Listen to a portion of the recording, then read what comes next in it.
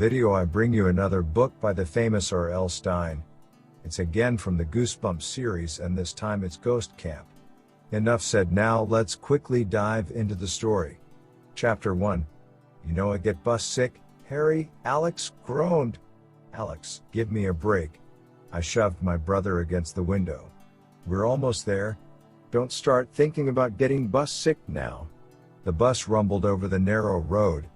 I held onto the seat in front of me. I gazed out the window. Nothing but pine trees. They whirred past in a blur of green. Sunlight bounced off the dusty glass of the window. We're almost to Camp Spirit Moon, I thought happily. I couldn't wait to get off the bus. My brother Alex and I were the only passengers. It was kind of creepy. The driver was hidden in front of a green curtain. I had glimpsed him as Alex and I climbed on board. He had a nice smile, a great suntan, curly blonde hair, and a silver earring in one ear. "Welcome, dudes," he greeted us. Once the long bus ride began, we didn't see him or hear from him again. Creepy. Luckily, Alex and I get along okay. He's a year younger than me. He's 11. But he's as tall as I am. Some people call us the Altman twins. Even though we're not twins, we both have straight black hair, dark brown eyes, and serious faces. Our parents are always telling us to cheer up, even when we're in really good moods. "I feel a little bus sick, Harry," Alex complained. I turned away from the window. Alex suddenly looked very yellow. His chin trembled. A bad sign. "Alex, pretend you're not on a bus," I told him. "Pretend you're in a car." "But I get carsick too," he groaned. "Forget the car," I said. "Bad idea. Alex can get carsick when mom backs down the driveway. It's really a bad news habit of his." His face turns a sick yellow. He starts to shake. And then it gets kind of messy. "You've got to hold on," I told him. "We'll be at camp soon. And then you'll be fine." He swallowed hard. The bus bounced over a deep hole in the road. Alex and I bounced with it. "I really feel sick," Alex moaned. "I know," I cried. "Sing a song. That always cures you." "Sing a song, Alex. Sing it really loud. No one will hear. We're the only ones on the bus." Alex loves to sing. He has a beautiful voice. The music teacher at school says that Alex has perfect pitch. I'm not sure what that means, but I know it's a good thing. Alex is serious about his singing. He's in the chorus at school. Dad says he's going to find a voice teacher for Alex this fall. I stared at my brother as the bus bounced again. His face was about as yellow as a banana skin. Not a good sign. "Go ahead, sing," I urged him. Alex's chin trembled. He cleared his throat. Then he began to sing a Beatles song we both really like. His voice bounced every time the bus bumped. But he started to look better as soon as he started to sing. "Pretty smart idea, Harry," I congratulated myself. I watched the pine trees whir past in the sunlight and listened to Alex's song. He really does have an awesome voice. Am I jealous? Maybe a little. But he can't hit a tennis ball the way I can. And I can beat him in a swim race every time. So it evens out. Alex stopped singing. He shook his head unhappily. "I wish Mom and Dad signed me up for the music camp." He sighed. "Alex, the summer is half over," I reminded him. "How many times do we have to go over this?" "Mom and Dad waited too long. It was too late." "I know," Alex said, frowning. "But I wish Camp Spirit Moon was the only camp we could get into this late in the summer," I said. "Hey, look." I spotted 2 deer outside the window, a tall one and a little baby one. They were just standing there, staring at the bus as it sped by. "Yeah. Cool. Dear," Alex muttered. He rolled his eyes. "Hey, lighten up," I told him. My brother is so moody. Sometimes I just want to shake him. "Camp Spirit Moon may be the coolest camp on Earth," I said. "Or it may be a dump," Alex replied. He picked at some stuffing that poked up from a hole in the bus seat. "The music camp is so great," he sighed. They put on 2 musicals each summer. That would have been so awesome. Alex, forget about it, I told him. Let's enjoy Camp Spirit Moon. We only have a few weeks. The bus suddenly screeched to a stop. Startled, I bounced forward, then back. I turned to the window expecting to see a camp out there, but all I could see were pine trees. And more pine trees. Camp Spirit Moon. Everybody out, the driver called. Everybody? It was just Alex and me.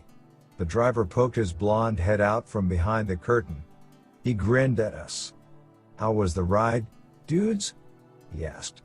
Great, I replied, stepping into the aisle. Alex didn't say anything. The driver climbed out. We followed him around to the side of the bus. Bright sunlight made the tall grass sparkle all around us. He leaned into a compartment and pulled out our bags and sleeping bags. He set everything down on the grass. Where's the camp? Alex asked. I shielded my eyes with my hand and searched around. The narrow road curved through a forest of pine trees as far as I could see. Right through there, dudes, the driver said. He pointed to a dirt path that cut through the trees. It's a real short walk. You can't miss it. The driver shut the baggage compartment. He climbed back onto the bus. Have a great time, he called. The door shut. The bus roared away. Alex and I squinted through the bright sunlight at the dirt path. I swung my duffel bag over my shoulder. Then I tucked my sleeping bag under one arm. Shouldn't the camp send someone out here to greet us? Alex asked. I shrugged. You heard the driver. He said it's a very short walk. But still, Alex argued. Shouldn't they send a counselor to meet us out here on the road? It's not the first day of camp, I reminded him. It's the middle of the summer. Stop complaining about everything, Alex. Pick up your stuff, and let's get going. It's hot out here. Sometimes I just have to be the big brother and order him around. Otherwise, we won't get anywhere. He picked up his stuff, and I led the way to the path. Our sneakers crunched over the dry red dirt as we made our way through the trees. The driver hadn't lied. We'd walked only 2 or 3 minutes when we came to a small, grassy clearing. A wooden sign with red painted letters proclaimed Camp Spirit Moon. An arrow pointed to the right. See? We're here, I declared cheerfully. We followed a short path up a low, sloping hill. 2 brown rabbits scurried past, nearly in front of our feet. Red and yellow wildflowers swayed along the side of the hill. When we reached the top, we could see the camp. Looks like a real camp, I exclaimed. I could see rows of little white cabins stretching in front of a round blue lake. Several canoes were tied to a wooden dock that stuck out into the lake. A large stone building stood off to the side. Probably the mess hall or the meeting lodge. A round dirt area near the woods had benches around it. For campfires, I guessed. Hey Harry, they have a baseball diamond and a soccer field, Alex said, pointing. Excellent, I cried. I saw a row of round red and white targets at the edge of the trees. Wow, they have archery too, I told Alex. I love archery. I'm pretty good at it. I shifted the heavy duffel bag on my shoulder. We started down the hill to the camp. We both stopped halfway down the hill and stared at each other. Do you notice anything weird? Alex asked. I nodded. Yeah, I do. I noticed something very weird. Something that made my throat tighten and my stomach suddenly feel heavy with dread. The camp was empty. No one there. Chapter 2. Where is everyone? I asked, moving my eyes from cabin to cabin. No one in sight. I squinted at the lake behind the cabins. 2 small, dark birds glided low over the sparkling water. No one swimming there. I turned to the woods that surrounded the camp. The afternoon sun had begun to lower itself over the pine trees. No sign of any campers in the woods. Maybe we're in the wrong place, Alex said softly. Wrong place? I pointed to the sign. How can we be in the wrong place? It says Camp Spirit Moon, doesn't it? Maybe they all went on a field trip or something, Alex suggested. I rolled my eyes. Don't you know anything about camp? I snapped. You don't go on field trips. There's nowhere to go. You don't have to shout. Alex whined. Then stop saying such stupid things, I replied angrily. We're all alone in the woods in an empty camp. We've got to think clearly. Maybe they're all in that big stone building over there, Alex suggested. Let's go check it out. I didn't see any signs of life there. Nothing moved. The whole camp was as still as a photograph. Yeah. Come on, I told Alex. We might as well check it out. We were still about halfway down the hill, following the path through the tangles of pine trees, when a loud cry made us both stop and gasp in surprise. Yo! Hey! Wait up! A red-haired boy, in white tennis shorts and a white t-shirt, appeared beside us. I guessed he was 16 or 17. Hey, where did you come from? I cried. He really startled me. 1 second Alex and I were alone. The next second this red-haired guy was standing there, grinning at us. He pointed to the woods. I was gathering firewood, he explained. I lost track at the time. Are you a counselor? I asked. He wiped sweat off his forehead with the front of his t-shirt. Yes. My name is Chris. You're Harry and you're Alex, right? Alex and I nodded. I'm sorry I'm late, Chris apologized. You weren't worried, were you? Of course not, I replied quickly. Harry was a little scared, but I wasn't, Alex said. Sometimes Alex can really be a pain. Where is everyone? I asked Chris. We didn't see any campers or counselors or anyone. They all left, Chris replied. He shook his head sadly. When he turned back to Alex and me, I saw the frightened expression on his face.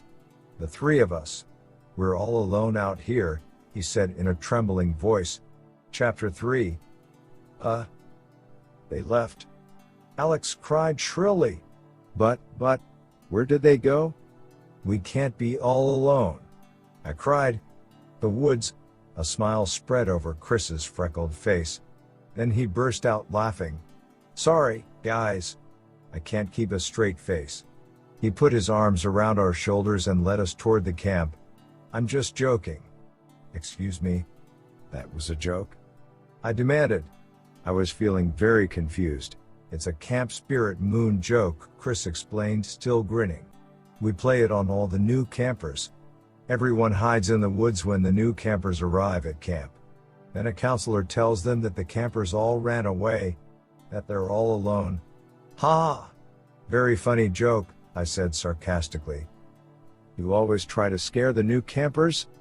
Alex asked. Chris nodded. Yeah. It's a camp spirit moon tradition.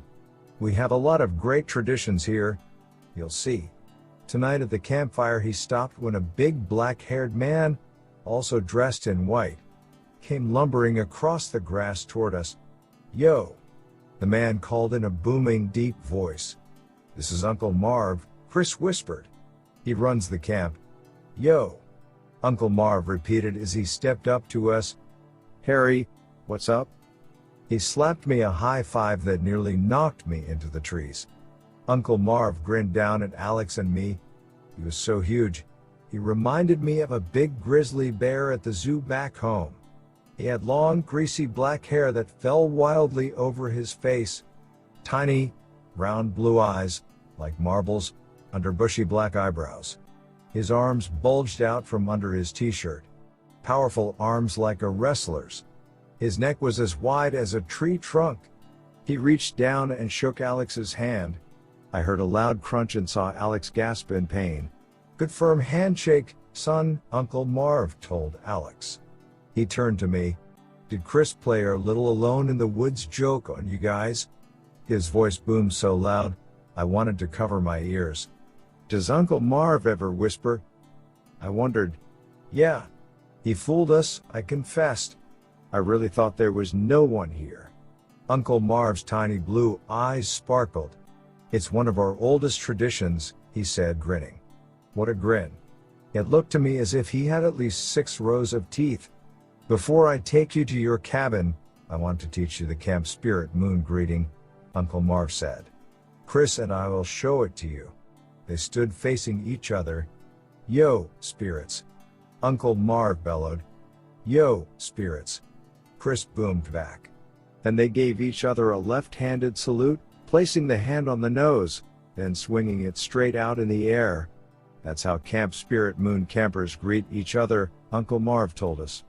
He pushed Alex and me together. You two try it. I don't know about you, but this kind of thing embarrasses me. I don't like funny greetings and salutes. It makes me feel like a jerk. But I had just arrived at camp.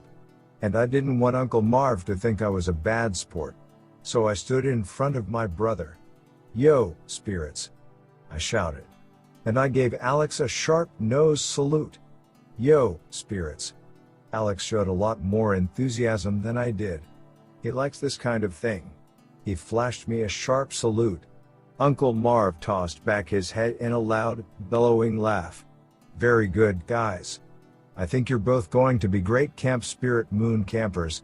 He winked at Chris. Of course, the campfire tonight is the real test.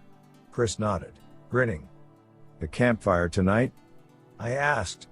A test. Uncle Marv patted my shoulder. Don't worry about it, Harry. Something about the way he said that made me worry a lot. All new campers come to a welcoming campfire, Chris explained. It's a chance to learn our Camp Spirit Moon traditions. Don't tell them any more about it, Uncle Marv told Chris sharply.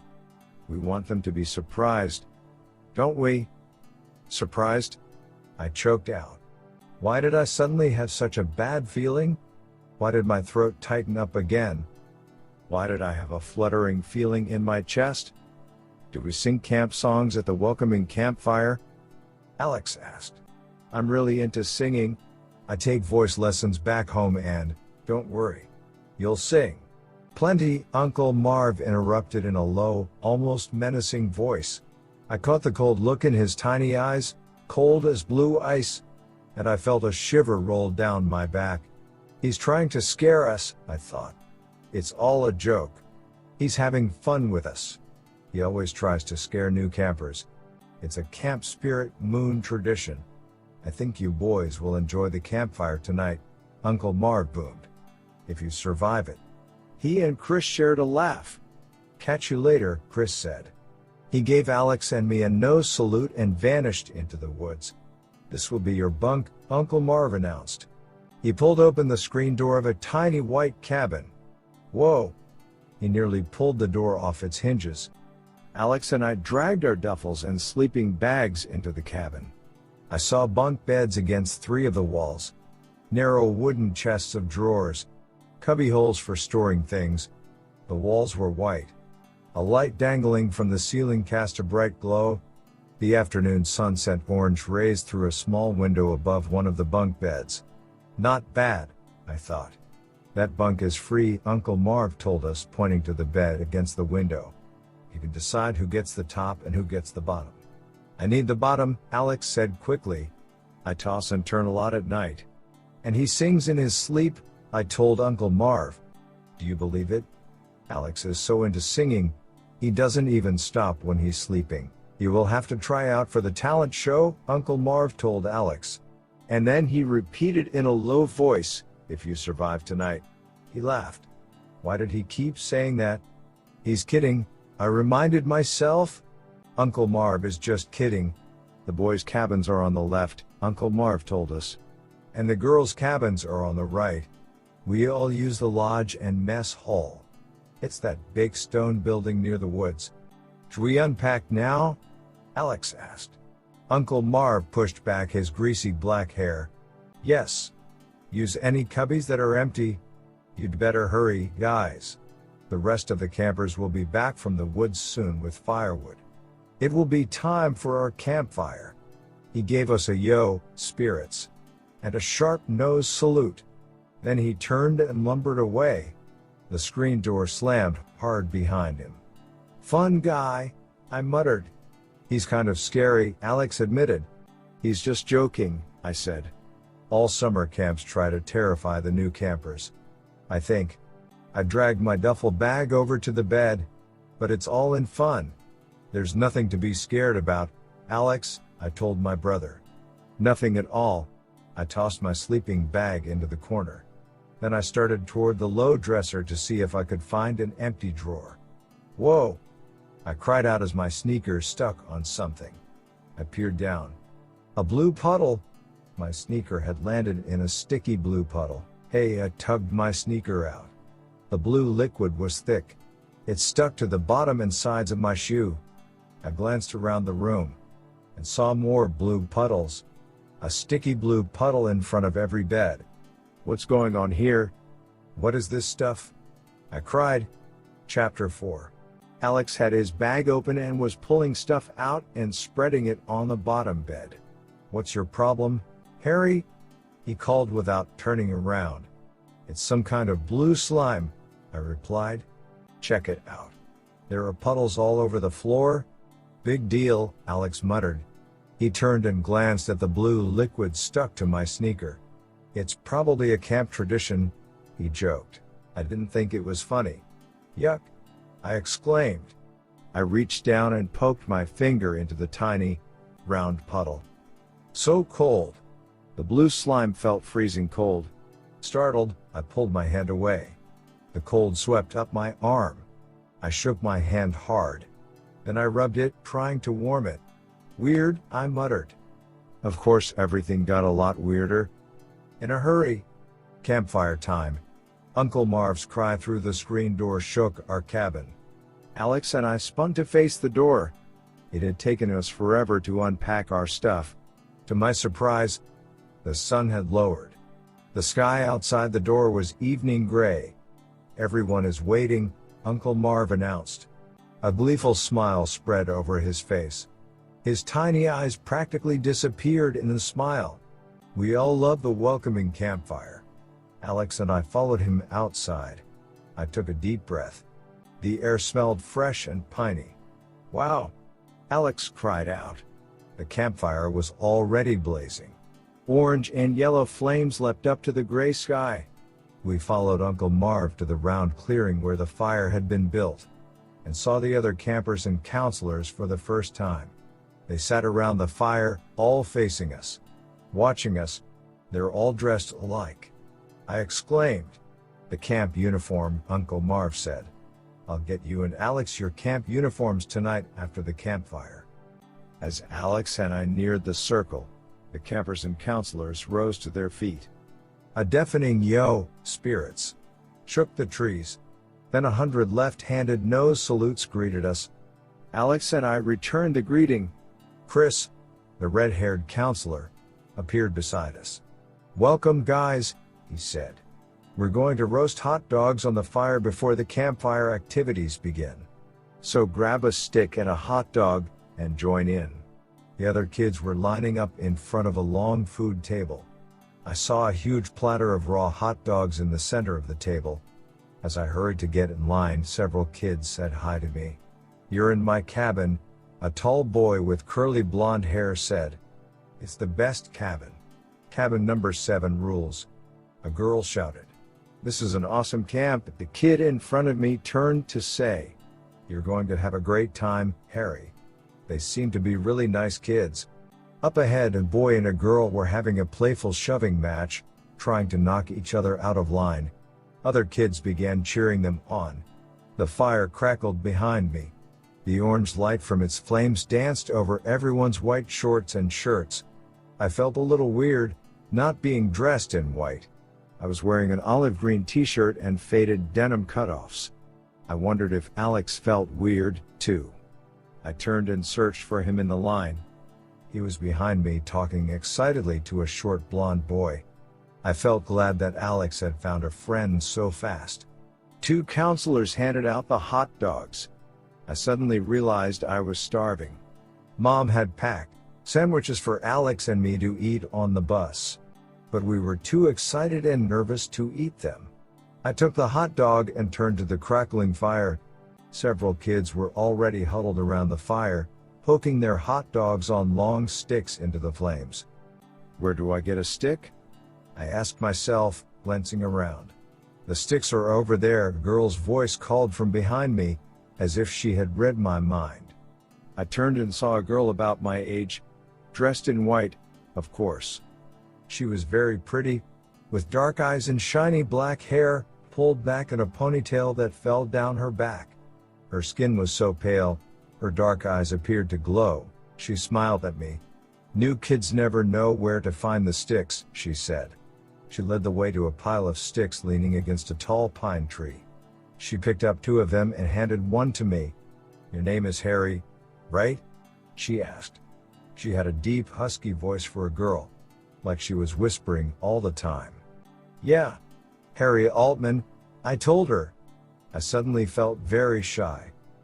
I don't know why. I turned away from her and shoved the hot dog onto the end of the stick. "My name is Lucy," she said, making her way to the circle of kids around the fire.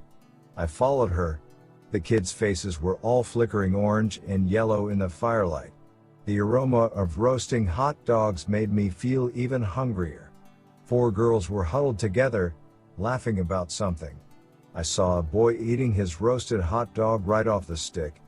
"Gross," Lucy said, making a disgusted face. "Let's go over here." She led me to the other side of the campfire. Something popped in the fire. It sounded like a firecracker exploding. We both jumped. Lucy laughed. We sat down on the grass, raised the long sticks, and poked our hot dogs into the flames. The fire was roaring now. I could feel its heat on my face. "I like mine really black," Lucy said. She turned her stick and pushed it deeper into the flames. "I just love that burnt taste." "How about you?" I opened my mouth to answer her, but my hot dog fell off the stick. "Oh no!" I cried. I watched it fall into the sizzling, red-hot blanket of flames. I turned to Lucy. And to my surprise, to my horror, she leaned forward, stuck her hand deep into the fire, grabbed my hot dog from the burning embers and lifted it out. Chapter 5. I jumped to my feet. "Your hand!" I shrieked. Yellow flames leapt over her hand and up her arm. She handed me the hot dog. "Here," she said calmly. "But your hand!" I cried again, gaping in horror. The flames slowly burned low on her skin. She glanced down at her hand, confused, as if she didn't know why I was in such a panic. "Oh, hey," she finally cried. Her dark eyes grew wide. "Ow, that was hot," she exclaimed. She shook her hand hard, shook it until the flames went out. Then she laughed. "At least I rescued your poor hot dog. Hope you like yours burnt." But, I sputtered. I stared at her hand and arm. The flames had spread all over her skin. But I couldn't see any burns. Not a mark. "The buns are over there," she said. "You want some potato chips?" I kept staring at her hand. "Should we find the nurse?" I asked. She rubbed her arm and wrist. "No. I'm fine. Really." She wiggled her fingers. "See? But the fire, come on, Harry." She pulled me back to the food table. "It's almost time for the campfire activities to start." I ran into Alex at the food table. He was still hanging out with the short blonde boy. "I made a friend already," Alex told me. He had a mouthful of potato chips. "His name is Elvis. Do you believe it? Elvis McGraw. He's in our cabin." "Cool," I muttered. I was still thinking about the flames rolling up and down Lucy's arm. "This is a great camp," Alex declared. "Elvis and I are going to try out for the talent show and the musical." "Cool," I repeated. I grabbed a hot dog bun and tossed some potato chips on my plate. Then I searched for Lucy. I saw her talking to a group of girls by the fire. "Yo, spirits!" a deep voice bellowed. No way anyone could mistake that cry. It had to be Uncle Marv. "Places around the council fire, everyone," he ordered. "Hurry, places, everyone." Holding plates and cans of soda, everyone scurried to form a circle around the fire. The girls all sat together and the boys all sat together. I guessed each cabin had its own place. Uncle Marv led Alex and me to a spot in the middle. "Yo, spirits. He cried again, so loud the fire trembled. Everyone repeated the cry and gave the salute. "We'll begin by singing our camp song," Uncle Marv announced. Everyone stood up. Uncle Marv started singing, and everyone joined in. I tried to sing along. But of course I didn't know the words. Or the tune. The song kept repeating the line, "We have the Spirit, and the Spirit has us." I didn't really understand it, but I thought it was pretty cool. It was a long song. It had a lot of verses. And it always came back to, "We have the Spirit, and the Spirit has us." Alex was singing at the top of his lungs. What a show-off. He didn't know the words, either. But he was faking it. And singing as loud as he could. Alex is so crazy about his beautiful singing voice and his perfect pitch. He has to show it off whenever he can. I gazed past my brother.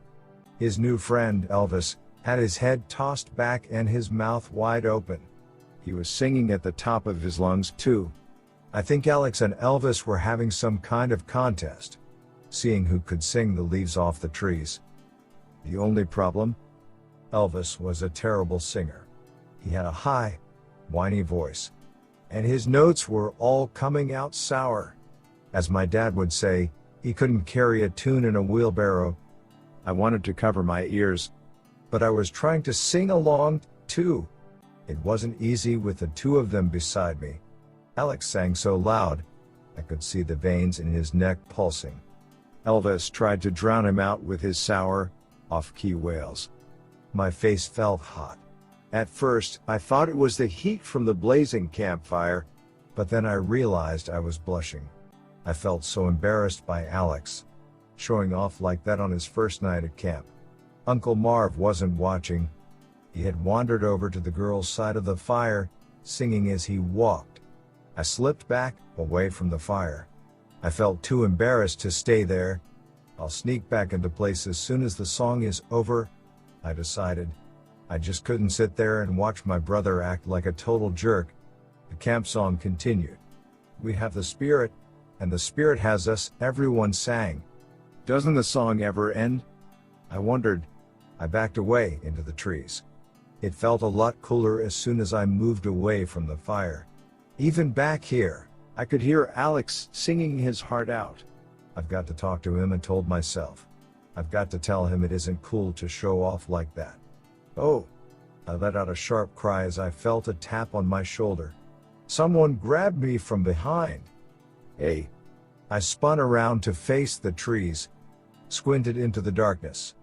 "Lucy, what are you doing back here?" I gasped. "Help me, Harry," she pleaded in a whisper. "You've got to help me." Chapter 6. A chill ran down my back. "Lucy, what's wrong?" I whispered. She opened her mouth to reply, but Uncle Marv's booming voice interrupted. "Hey, you two!" the camp director shouted. "Harry, Lucy. No sneaking off into the woods." The campers all burst out laughing. I could feel my face turning hot again. I'm one of those kids who blushes very easily. I hate it, but what can I do? Everyone stared at Lucy and me as we made our way back to the fire. Alex and Elvis were slapping high fives and laughing at us. Uncle Marv kept his eyes on me as I trudged back. "I'm glad you make friends so easily, Harry," he boomed. And all the campers started laughing at Lucy and me again. I felt so embarrassed I wanted to shrivel up and disappear. But I was also worried about Lucy. Had she followed me to the woods?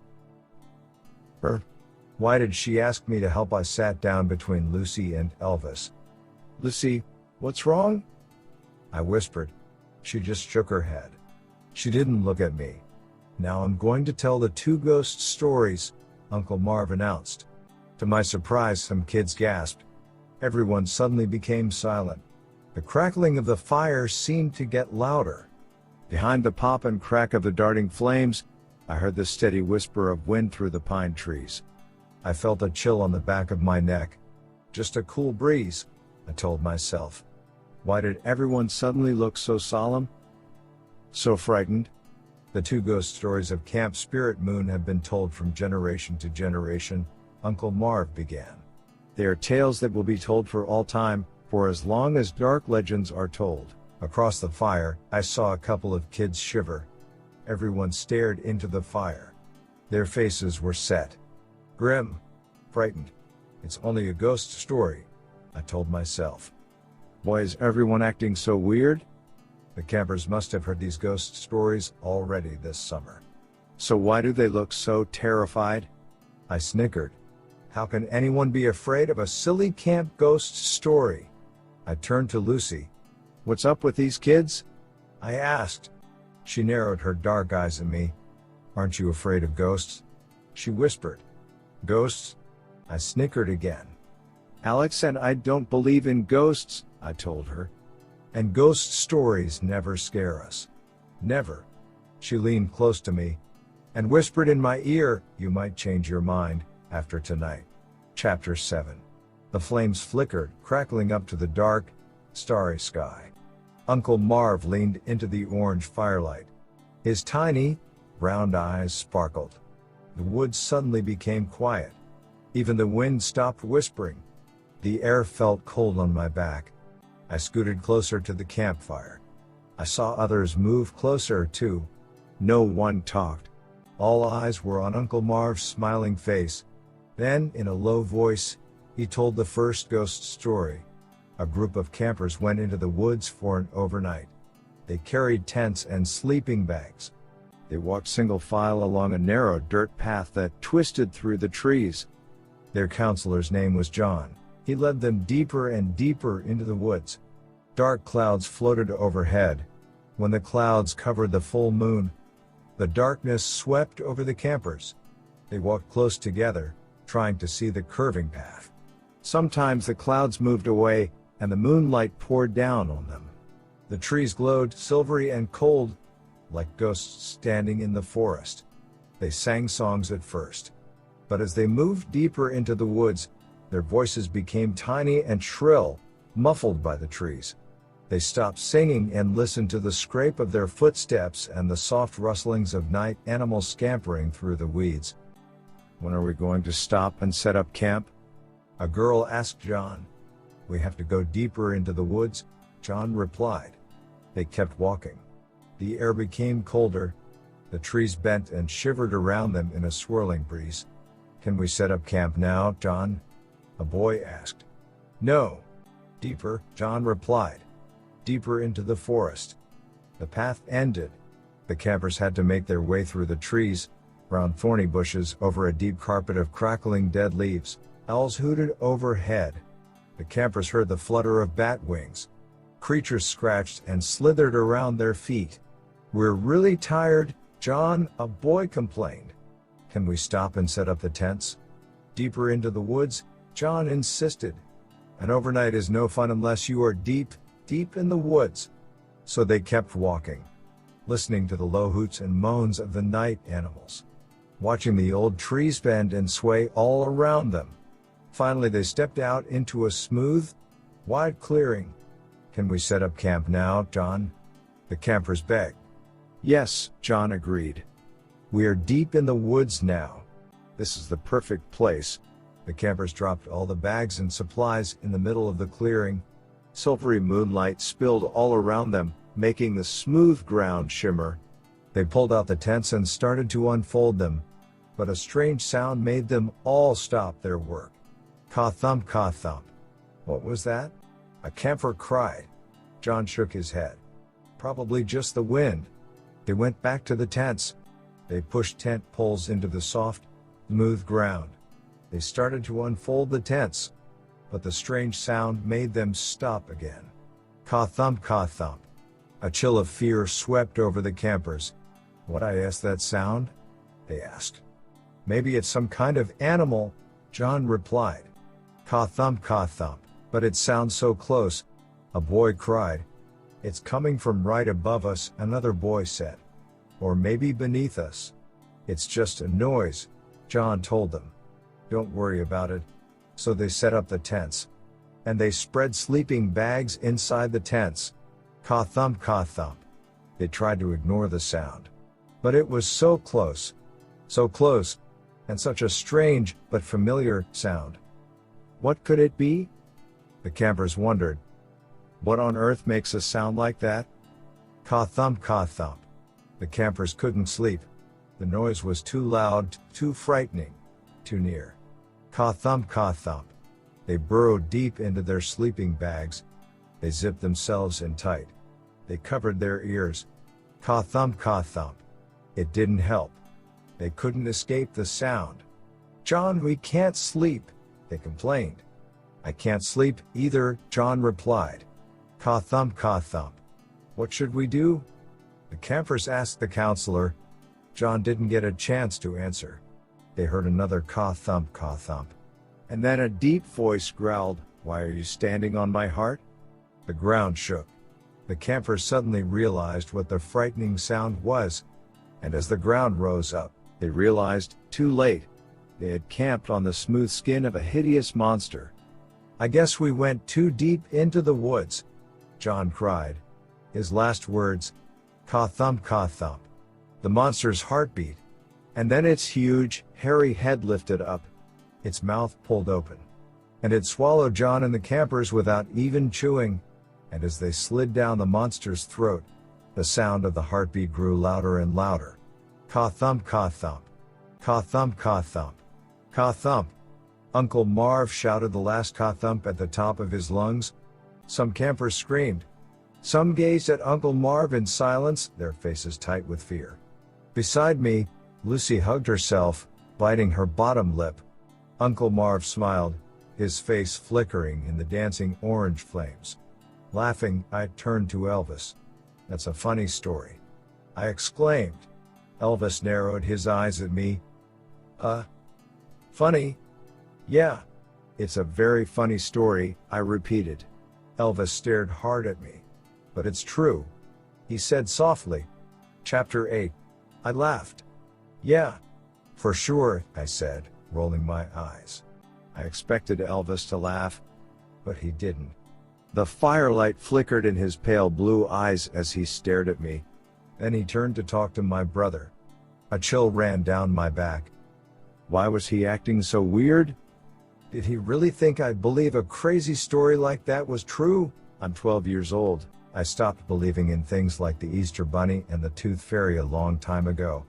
I turned to Lucy. She was still hugging herself, staring intently into the fire. Do you believe him? I asked, motioning to Elvis. Is he weird or what? Lucy stared straight ahead. She seemed so deep in thought. I don't think she heard me. Finally, she raised her head. She blinked. What? My brother's new friend, I said, pointing to Elvis again. He said that Uncle Marv's story was true. Lucy nodded, but didn't reply. I thought it was a funny story, I said. She picked up a twig and tossed it on the fire. I waited for her to say something, but she seemed lost in thought again. The flames of the campfire had died down. Sparkling red embers and chunks of burning wood spread over the ground. Chris and another counselor carried fresh logs into the meeting circle. I watched them rebuild the fire. They piled armfuls of twigs and sticks onto the burning embers. When the sticks burst into flames, the two counselors lowered logs over them. Then they stepped back, and Uncle Marv took his place in front of the fire. He stood with his hands in the pockets of his white shorts. The full moon floated behind his head, making his long black hair shine. He smiled. And now I will tell the second traditional story of Camp Spirit Moon, he announced. Once again, the circle of campers grew silent. I leaned back, trying to get my brother's attention, but Alex was staring across the fire at Uncle Marv. Alex probably thought the first ghost story was kind of dumb, I knew. He hates ghost stories even more than I do. He thinks they're silly baby stuff. And so do I. So what was Elvis' problem? Was he goofing? Just teasing me? Or was he trying to scare me? Uncle Marv's booming voice interrupted my thoughts. This is a story we tell every year at Camp Spirit Moon, he said. It's the story of the ghost camp. He lowered his deep voice nearly to a whisper, so that we all had to lean closer to hear him, and in hushed tones, he told us the story of the ghost camp. The story takes place at a camp very much like Camp Spirit Moon. On a warm summer night, the campers and counselors met around a blazing council fire. They roasted hot dogs and toasted marshmallows. They sang the camp songs. One of the counselors played a guitar, and he led them in singing song after song. When they were tired of singing, the counselors took turns telling ghost stories and telling the legends of the camp, legends that had been passed on from camper to camper for nearly 100 years. The evening grew late. The campfire had died low. The moon floated high in the sky, a pale full moon. The camp director stepped forward to end the council meeting. Suddenly, darkness swept over the circle of campers.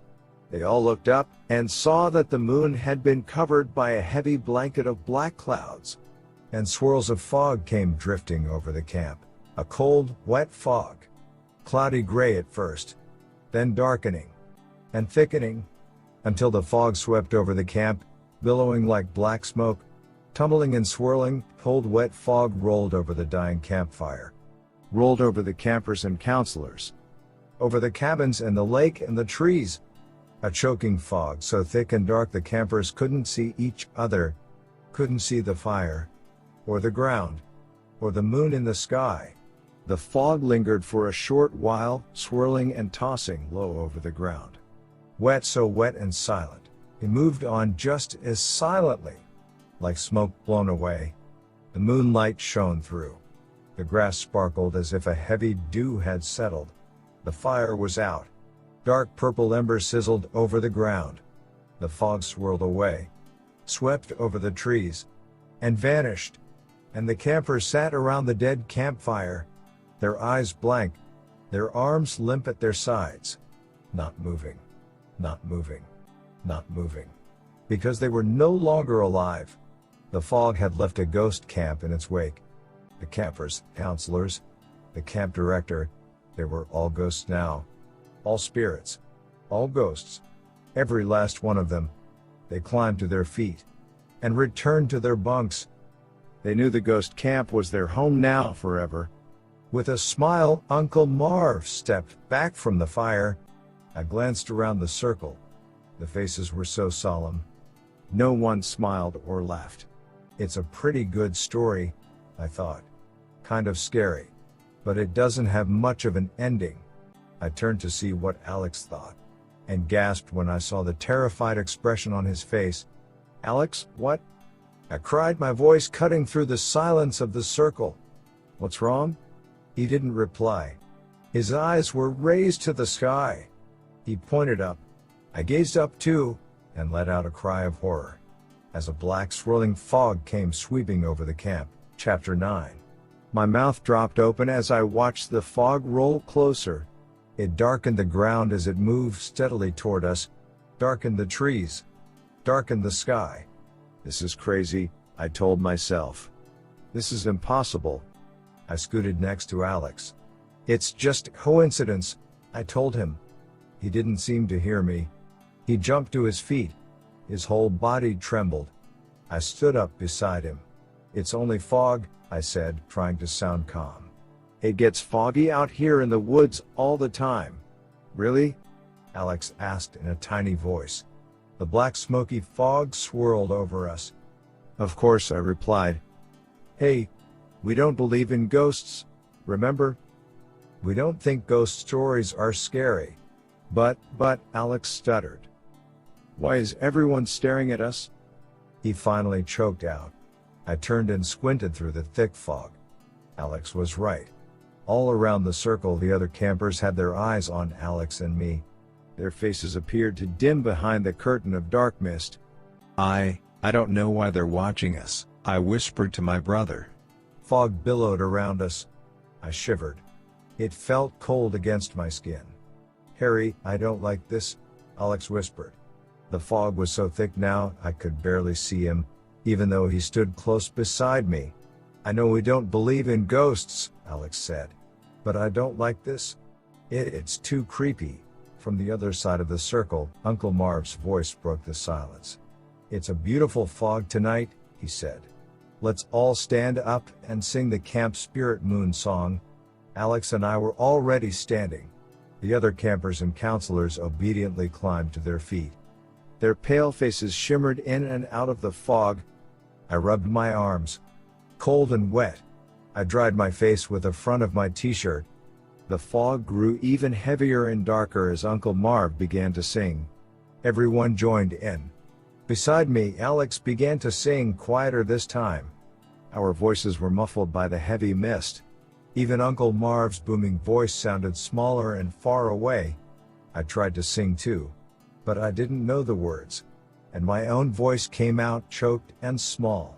As I stared into the swirling fog, the voices faded. Everyone sang, but the sound sank into the fog. The voices vanished. All of them. All except for Alex's. He seemed to be the only one still singing, his voice pure and soft beside me in the dark mist. And then Alex stopped singing too. The fog swept on. The darkness lifted. Silvery moonlight washed down on us once again. Alex and I gazed around in surprise. No one else remained. Alex and I were all alone. All alone in front of the dying fire. Chapter 10. I blinked. And blinked again. I don't know what I expected. Did I think they would all appear again? Alex and I gazed across the circle in stunned silence. They had vanished with the fog. The campers. The counselors. Uncle Marv. A chill ran down my back. My skin still felt damp and cold from the heavy mist. Out. Alex choked. I swallowed hard. A burned log crumbled into the purple embers. The soft thud startled me. I jumped. And then I started to laugh. Alex squinted at me, studying me. Harry. Don't you see? I told him. It's a joke. He squinted at me harder. It's a camp joke, I explained. It's a joke they probably always play on new campers here. Alex twisted up his whole face. He was thinking about it, but I don't think he believed me. They all ran off into the woods, I told him. They hid behind the fog and ran away. They were all in on the joke. I'll bet they do it to every new kid. But the fog, Alex choked out. I'll bet the fog was a fake, I exclaimed. They probably have some kind of smoke machine to help them with the joke. Alex rubbed his chin. I could still see the fear in his eyes. They probably do this all the time, I assured him. Uncle Marv tells the story. Then somebody turns on the smoke machine. The black smoke rolls over the campfire circle. And everyone runs and hides. Alex turned and stared into the woods. I don't see anyone hiding back there, he said softly. I don't see anyone watching us. I'll bet they're all back at the cabins, I told him. I'll bet they're waiting for us. Waiting to see the looks on our faces. Waiting to laugh at us for falling for their dumb joke, Alex added. Let's go. I cried. I slapped him on the shoulder. Then I started running across the wet grass toward the row of cabins. Alex ran close behind. The moon sent a silvery path across the grass in front of us. Sure enough, as we came near the cabins, the campers all came running out. They were laughing and hooting, slapping each other high fives, enjoying their joke, a joke they play on new campers when the fog rolls in, they told us. I saw Lucy laughing along with a bunch of girls. Elvis grabbed Alex and wrestled him playfully to the ground. Everyone teased us and told us how scared we looked. We weren't scared even for a second, I lied. Alex and I figured it out before the fog cleared. That made everyone start laughing and cheering all over again. Oh. Some of the kids cupped their hands around their mouths and made ghost howls. Oh. That led to more laughing and joking. I didn't mind the teasing. Not a bit. I felt so relieved. My heart was still pounding like crazy. And my knees felt kind of weak. But I felt so happy that it was all a joke. Every summer camp has its jokes, I told myself. And this is a pretty good one. But it didn't fool me. Not for long, anyway. Lights out in 5 minutes, Uncle Marv's booming command stopped the fun. Lights out, campers. The kids all turned and scurried to their bunks. I stared down the row of cabins, suddenly confused. Which one was ours? This way, Harry, Alex said. He tugged me toward the third cabin down the path. Alex has a better memory than I do for things like that. Elvis and two other guys were already in the cabin when Alex and I came in. They were getting changed for bed. The other guys introduced themselves. Sam and Joey. I made my way to the bunk bed and started to undress. Oh. A ghostly howl made me jump. I spun around and saw Joey grinning at me. Everyone laughed. Me too. I like camp jokes, I thought. They're mean, but they're kind of fun. I felt something soft and gooey under my bare foot. Yuck. I glanced down and saw that I had stepped in a fresh puddle of blue slime. The cabin lights went out. But before they did, I saw blue puddles, fresh blue puddles, all over the floor. The cold blue stuff stuck to the bottom of my foot. I stumbled through the dark cabin and found a towel to wipe it off. Are these blue puddles? I asked myself as I climbed up to my top bunk. I glimpsed Joey and Sam in the bunk against the wall. I gasped. They stared back at me, their eyes shining like flashlights. What is going on here? I wondered. What are the sticky blue puddles all over the floor? And why do Sam and Joey's eyes glow like that in the dark? I turned my face to the wall. I tried not to think about anything. I had almost drifted to sleep when I felt a cold, slimy hand sliding down my arm. Chapter 11. I shot straight up, still feeling the cold, wet touch on my skin. I stared at my brother. Alex, you scared me to death. I whispered. Do you want? He stood on his mattress, his dark eyes staring at me. I can't sleep, he moaned. Keep trying, I told him sharply. Why are your hands so cold?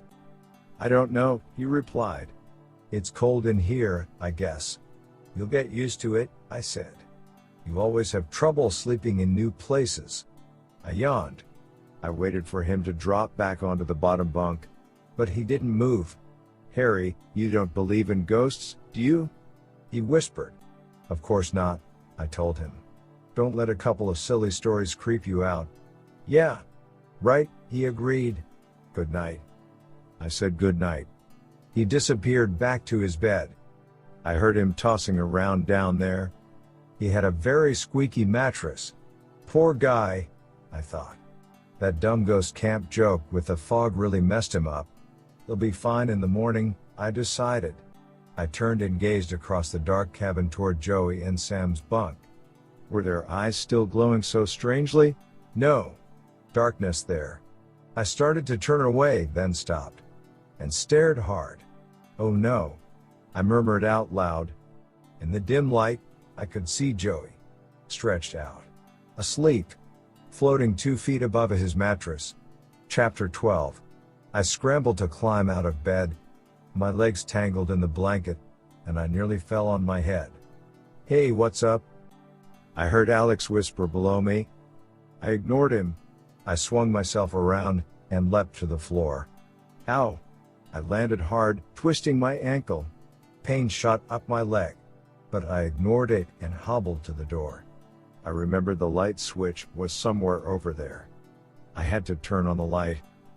I had to see for sure that I was right. That Joey slept floating in the air above his bed. Harry, what's wrong? Alex called after me. What's up? Time is it? I heard Elvis groan sleepily from the bunk against the other wall. I pulled myself across the cabin. My hand fumbled against the wall until I found the light switch. I pushed it up. The overhead light flashed on, flooding the tiny cabin in white light. I raised my eyes to Joey's bunk. He lifted his head from the pillow and squinted down at me. Harry, what's your problem? He asked. He was sprawled on his stomach, on top of his blanket. Not floating in the air. Not floating. Resting his head in his hands, yawning and staring down at me. Turn off the light. Sam barked. If Uncle Marv catches us with the light on. But, I sputtered. Turn it off. Elvis and Sam both insisted. I clicked off the light. Sorry, I muttered. I thought I saw something. I felt like a jerk. Why did I think I saw Joey floating in the air? I must be as creeped out as Alex, I decided. Now I'm seeing things.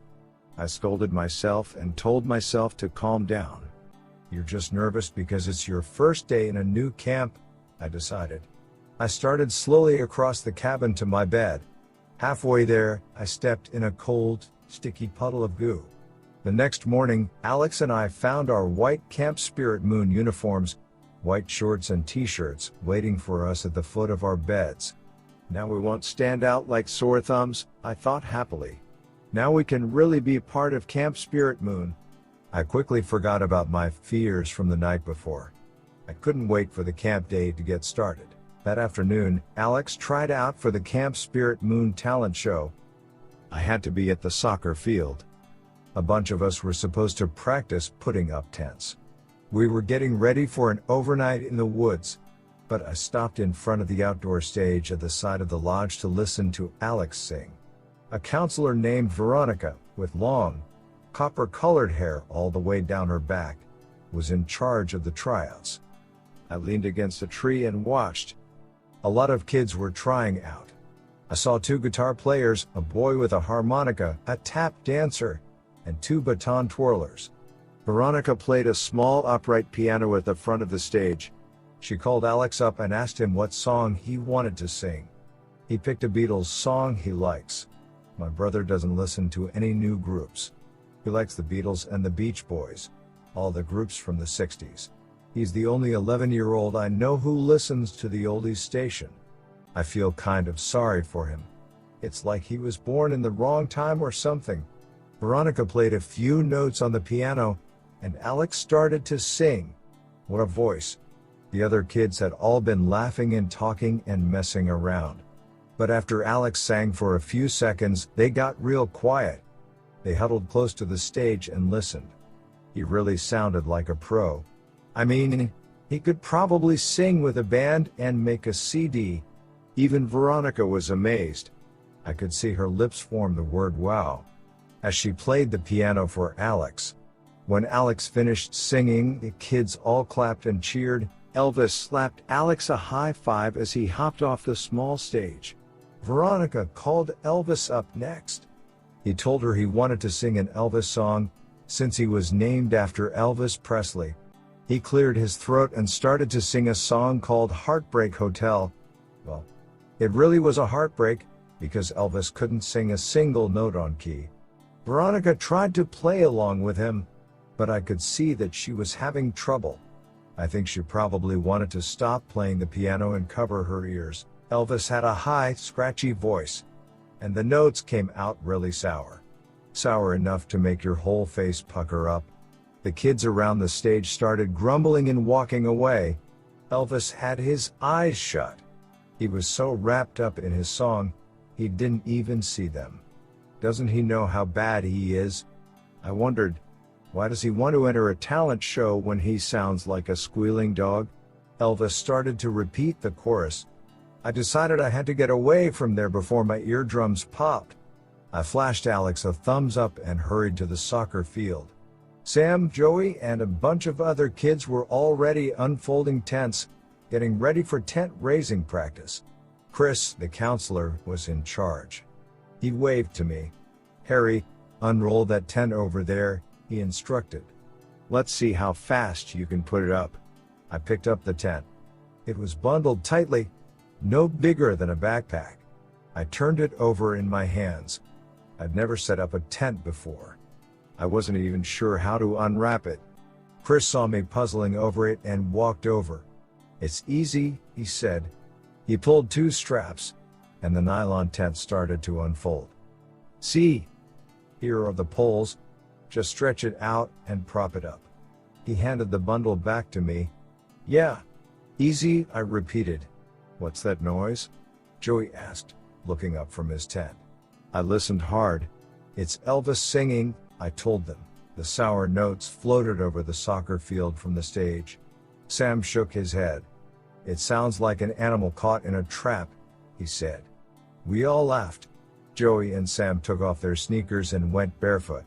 I took mine off, too. The warm grass felt good under my feet. I unfolded the tent and spread it out on the grass. I piled the tent poles to the side. The sun felt hot on the back of my neck. I slapped a mosquito on my arm. I heard a shout and glanced up to see Sam and Joey wrestling around. They weren't fighting. They were just goofing. They both picked up tent poles and started dueling with them, having a wild sword fight. They were laughing and having fun. But then Sam tripped over a tent. He lost his balance, stumbled forward, fell hard. I let out a scream as the tent pole went right through his foot. Chapter 13. My stomach lurched. I felt sick. The pointed pole had pierced the top of Sam's foot, nailing his foot to the ground. Joey gaped open-mouthed, his eyes wide with surprise. With a gasp, I searched for Chris. I knew Sam needed help. Where had Chris wandered off to? Sam, I choked out. I'll get help. But Sam didn't cry out. He didn't react at all. Didn't even grimace. He calmly reached down with both hands and pulled the pole from his foot. I let out a groan. My foot ached. In sympathy, I guess. Sam tossed the pole aside. I stared down at his foot. No cut. No blood. It wasn't bleeding. Sam. I cried. Your foot. It's not bleeding. He turned and shrugged. It missed my toes, he explained. He dropped onto his knees and started propping up the tent. I swallowed hard, waiting for my stomach to stop churning. Missed his toes? I thought. Missed his toes? I saw the pole sink right into his foot. Or was I seeing things again? For the rest of the afternoon, I tried not to think about it. I worked on the tent. Once I got it spread out, it was easy to set up. Chris had us fold and unfold them a few times. Then we had a race to see who could set up a tent the fastest. I won easily. Sam said it was beginner's luck. Chris said I was definitely ready for the overnight. Where do we go for the overnight? I asked. Deep into the woods, Chris replied. He winked at Sam and Joey. I felt a chill thinking about Uncle Marv's ghost story. I shook the chill away. No way I was going to let myself get scared by a silly camp story. We had instructional swim at the waterfront. The lake was clear and cold. I'm up to junior lifesaver. Joey and I took turns rescuing each other. I didn't think about Sam driving the pole through his foot. I forced it from my mind. After the swim, I returned to the bunk to get changed for dinner. There were fresh puddles of blue goo on the cabin floor. Nobody made a big deal about them. I didn't want to, either. So I tried hard not to think about them. Alex came in, very excited. I'm going to be the first act in the talent show, he announced. And Veronica liked my singing so much, she wants me to star in the camp musical. Way to go. I cried. I slapped him a high five. Then I asked, what about Elvis? He's going to be in the show too, Alex replied. He's going to be stage manager. I pulled on my white Camp Spirit Moon shorts and t-shirt and headed to the mess hall for dinner. I saw a group of girls come out of the cabins on the other side. I searched for Lucy, but didn't see her. I was feeling pretty good. Not thinking about the strange things I'd seen. Not thinking about the blue puddles of slime, the mysterious black fog. Not thinking about the ghost story that Elvis said was true. Not thinking about Lucy sticking her hand into the fire and pulling out my flaming hot dog. Not thinking about Joey floating above his bed. Or Sam jamming a thick pole through his foot. And not bleeding. Not crying out. So totally calm about it, as if he couldn't feel it, couldn't feel any pain. I was starving, looking forward to dinner. Not thinking about any of these puzzling things, feeling really good, but then Joey ruined my good mood at dinner. And forced all the scary thoughts back into my mind. The food had just been served. Chicken in some kind of creamy sauce, spinach, and lumpy mashed potatoes. I didn't care what it was. I was so hungry, I could eat anything. But before I had a chance to eat, Joey called out to me from across the table. Hey Harry, look. I glanced up from my plate. He picked up his fork and jammed it deep into his neck. Chapter 14. Oh. I let out a groan. My fork fell from my hand and clattered to the floor. Joey grinned at me. The fork bobbed up and down, stuck in his neck. I felt sick. My heart started to pound. He pulled the fork out with a hard tug. His grin didn't fade. "You try it," he called. "Joey, stop it," Elvis cried from across the table. "Yeah. Give us a break," Sam agreed. I stared at Joey's neck. No cut. No fork marks. No blood. How did you do that?" I finally stammered. Joey's grin grew wider.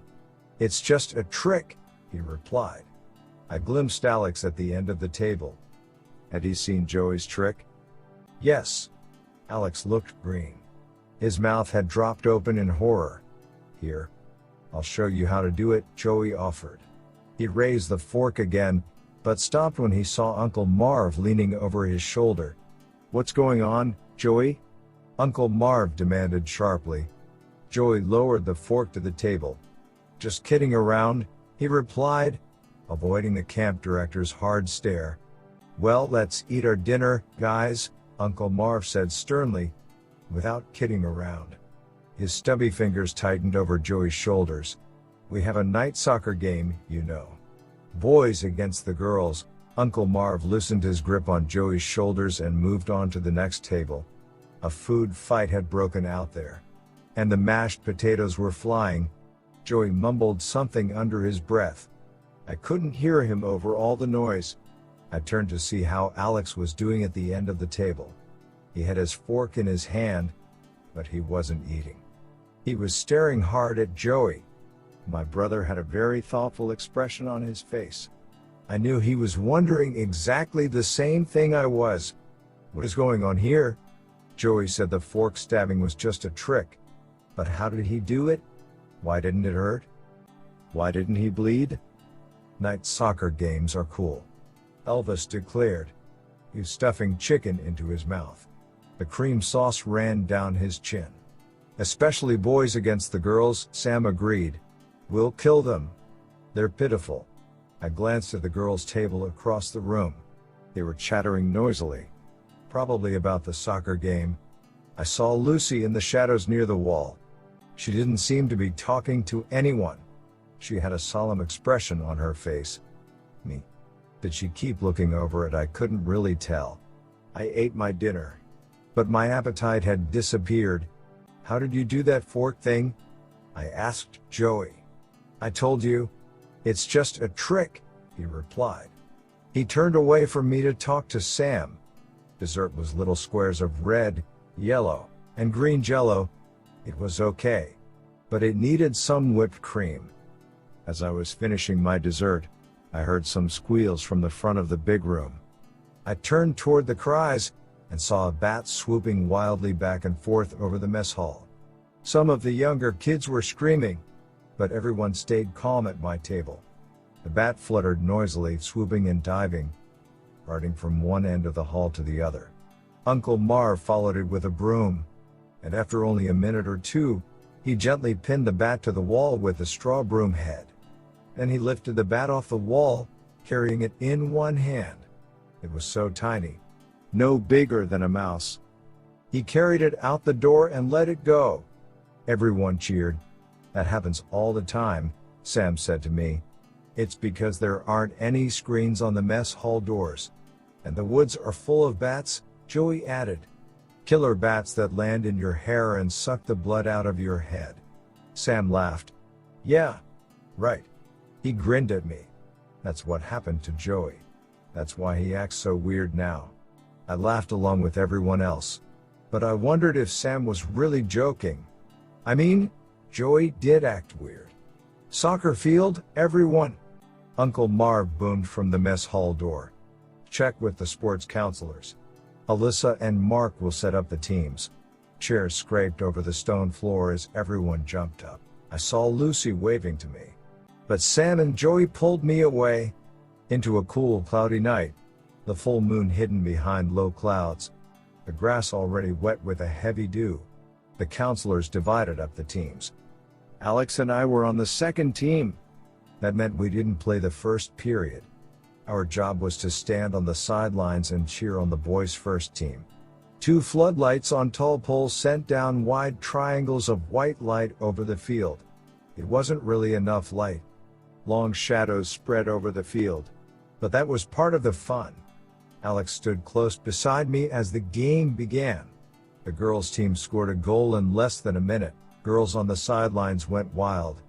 The players on the boys' team stood around, scratching their heads and muttering unhappily. "Lucky break. Lucky break," yelled Mark, a tall, lanky boys' counselor. "Go get them, guys." The game started up again. The light from the floodlights appeared to dim. I raised my eyes to the sky and saw fog rolling in. Another swirling fog. Mark jogged past us, looking like a big stork. "Going to be another foggy night," he said to Alex and me. "Night games are more fun in the fog." He shouted instructions to the boys' team. The thick fog swept over us quickly, driven by a gusting wind. Alex huddled close to me. I turned and caught his worried expression. "Did you see what Joey did at dinner?" he asked softly. I nodded. "He said it was a trick." Alex thought about that for a moment. "Harry," he said, keeping his eyes on the game, "don't you think some of these kids are a little weird?" "Yeah, a little," I replied. I thought about the tent pole going through Sam's foot. "Something happened at the waterfront," Alex continued. "I can't stop thinking about it." I watched the game, squinting into the drifting fog. It was getting hard to see the players. Cheers rang out from the girls' side. I guess they had scored another goal. Layers of heavy fog blocked my view. I shivered. "What happened?" I asked my brother. "I had free swim. After tryouts for the show," he said. "There was my group and a couple of girls' groups. Younger girls, mostly. The lake is nice," I commented. "It's so clear and clean. And not too cold." "Yeah. It's good," Alex agreed. He frowned. "But something strange happened. I think it was strange."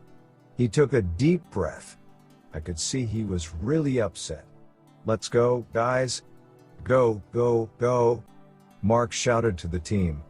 The glow from the floodlights twisted and bent in the fog, sending strange shadows over the playing field. The fog was so thick now, I had trouble telling the players from the shadows. I was floating on top of the water, Alex continued, wrapping his arms around his chest. "Sort of taking it easy. Moving slowly. Stroke. Stroke. Very slow. It was free swim. So we could do what we wanted. Some of the guys were having a back-floating race near the shore. But I floated out by myself. The water was so clear. I put my face in the water, and I stared down to the bottom.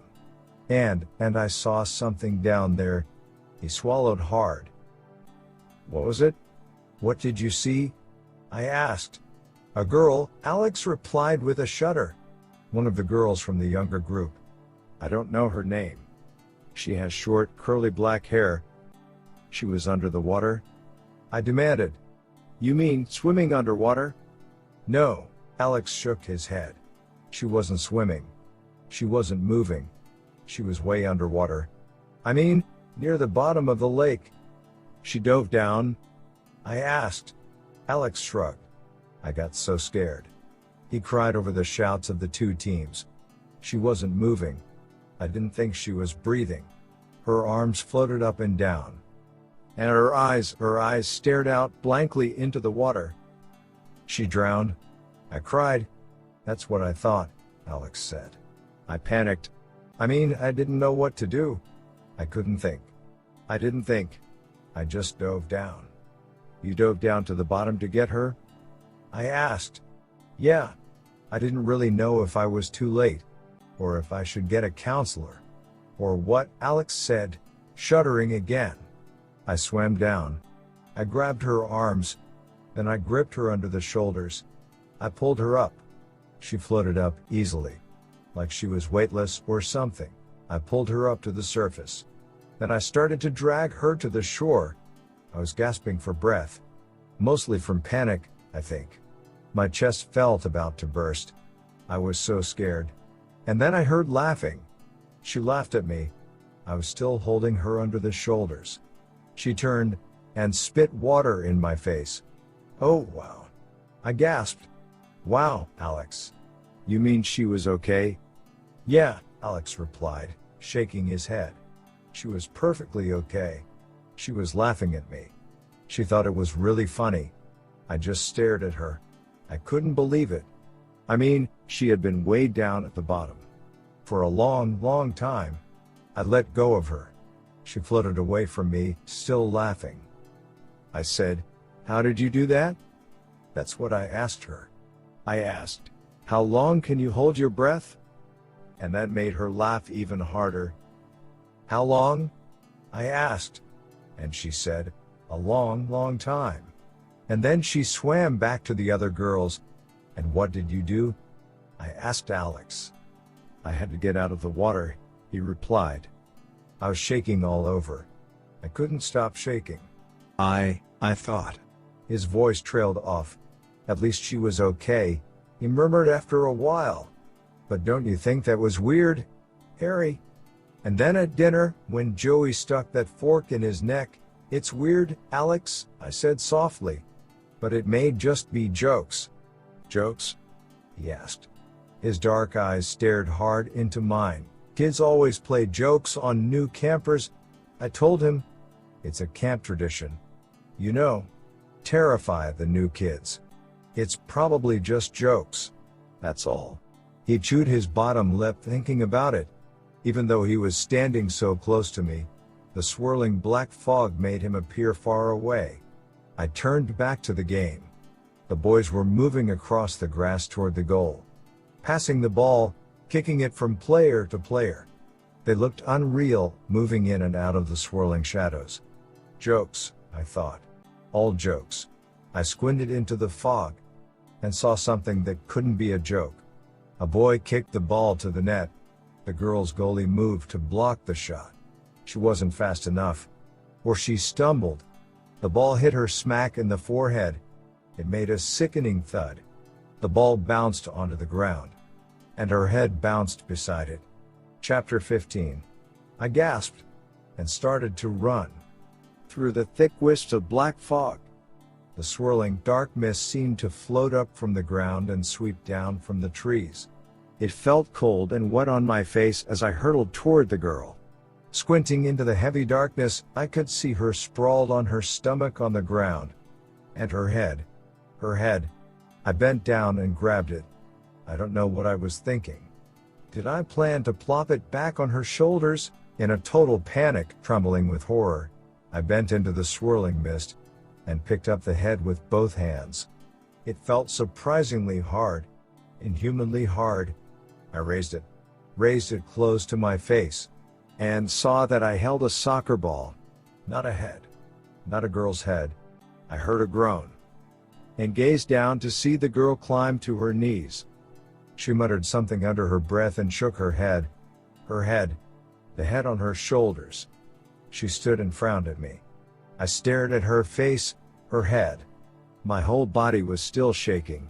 "Your head," I choked out. She tossed back her straight blonde hair, brushed dirt off her white shorts. Then she reached for the ball. "Harry, you're not on the first team." I heard a boy call, "Get off the field." Another boy demanded.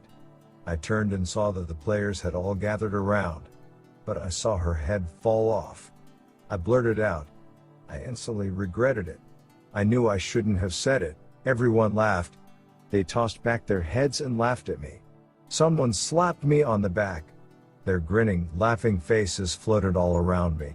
For a moment, it looked to me as if all their heads had come off. I was surrounded by laughing heads, bobbing in the eerie, shadowy light from the floodlights. The girl raised her hands to the sides of her head and tugged up. "See, Harry," she cried. "See, it's still glued on. Someone better check Harry's head." A boy cried. Everyone laughed some more. A kid came up, grabbed my head, and tugged it. "Ow!" I screamed. More wild laughter. I tossed the goalie the soccer ball. Then I slunk off the field. What's wrong with me? I wondered. Why am I so messed up? Why do I keep seeing things? Am I just nervous because I'm in a new camp? Or am I totally losing it? I trudged to the sidelines and kept walking. I didn't know where I was going. I just knew I wanted to get away from the laughing kids, away from the soccer game. The heavy fog had settled over the field. I glanced back. I could hear the players' shouts and cheers, but I could barely see them. I turned and started toward the row of cabins. The dew on the tall grass tickled my legs as I walked. I was halfway to the cabins when I realized I was being followed. Chapter 16. I spun around. A face floated out of the darkness. Alex! I cried. In all the excitement over the soccer ball and the goalie's head, I had forgotten all about him. He stepped close to me, so close I could see beads of sweat on his upper lip. I saw it too, Alex whispered. I gasped. I didn't understand. You saw what? The girl's head, Alex said sharply. He turned back to the soccer field. To see if anyone had followed him, I guess. Then he turned back to me and tugged my t-shirt sleeve. I saw her head fall off, too. I saw it bounce on the ground. I swallowed hard. You did? Really? He nodded. I thought I was going to puke. It was so gross. But it didn't fall off. I cried. Didn't you see? When I ran onto the field, I picked up the ball. Not her head. But I saw it. Harry, Alex insisted. At first I thought it was just the fog. You know, my eyes playing tricks on me because of the heavy fog. But it had to be the fog, I replied quietly. That girl, she was perfectly okay. But if we both saw it, Alex started. He stopped and sighed. This camp, it's so weird. That's for sure, I agreed. Alex shoved his hands into the pockets of his shorts. He shook his head unhappily. Elvis says the ghost stories are true, he said. I put my hands on Alex's shoulders. I could feel him trembling. We don't believe in ghosts, remember? I told him. Remember? He nodded slowly. The first howl made us both jump. I turned to the woods. Another eerie howl rose up from the same spot. Not an animal howl. Not an animal cry at all. A long, mournful howl. A human howl. Ow. Another deeper cry made me gasp. Alex grabbed my arm. His hand felt cold as ice. What is that? He choked out. I opened my mouth to reply, but another mournful howl interrupted. Oh whoa. I heard two creatures howling. Maybe three. Maybe more. The eerie wails floated up from behind the trees, until it sounded as if the whole woods were howling, in human howls. Ghostly howls. We're surrounded, Harry, Alex whispered, still gripping my arm. Whatever it is, it's got us surrounded. Chapter 17. Oh whoa. The frightening wails rose up from the trees. Run, I whispered to Alex. To the main lodge. Maybe we can find Uncle Marv. Maybe heading into the fog, we started running toward the lodge. But the howls followed us, and grew louder. I heard the heavy thud of footsteps behind us, tromping over the grass. We can't escape, I realized. Alex and I both turned at the same time, and saw Elvis, Sam, and Joey, grinning as they ran after us. Sam cupped his hands around his mouth and let out a long, ghostly howl. Laughing, Elvis and Joey tossed back their heads and howled too. You jerks! I screamed, swinging a fist at them. I could feel the blood rushing to my face. I felt ready to explode. I wanted to punch those three clowns, and kick them, and pound their grinning faces. Gotcha! Elvis cried. Gotcha! He turned to Sam and Joey. Look at them. They're shaking. Oh wow. They're shaking. Sam and Joey laughed gleefully. Did you think there were wolves in the woods? Sam asked. Or ghosts? Did you think we were ghosts? Joey demanded. Shut up, I replied. Alex didn't say a word. He lowered his eyes to the ground. I could see that he was as embarrassed as I was. Oh whoa. Elvis uttered another high-pitched howl. He threw his arms around my brother's waist and wrestled him to the ground. Get off! Get off! Alex cried angrily. The two of them wrestled around in the wet grass. Did I scare you? Elvis demanded breathlessly. Admit it, Alex. You thought it was a ghost, right? Right? Alex refused to reply. He let out a groan and heaved Elvis off him. They wrestled some more. Sam and Joey stepped up beside me, grinning. Very pleased with themselves. You guys aren't funny, I grumbled. That was so babyish. Really? Joey slapped Sam a high five. Babyish? He cried. If it was so babyish, why did you fall for it? I opened my mouth to reply, but only a choking sound came out. Why did I fall for it? I asked myself. Why did I let myself get scared by three guys standing behind trees and making howling sounds?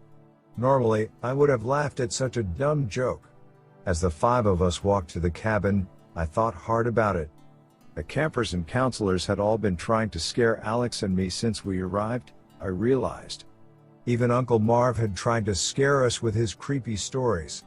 They must have a tradition of trying to scare new campers at Camp Spirit Moon, I decided. And it works. It really has scared Alex and me. It has made us tense, jumpy, ready to leap out of our skins at the slightest noise. We stepped into the cabin. I clicked the light on. Elvis, Sam, and Joey were still laughing, still enjoying their joke.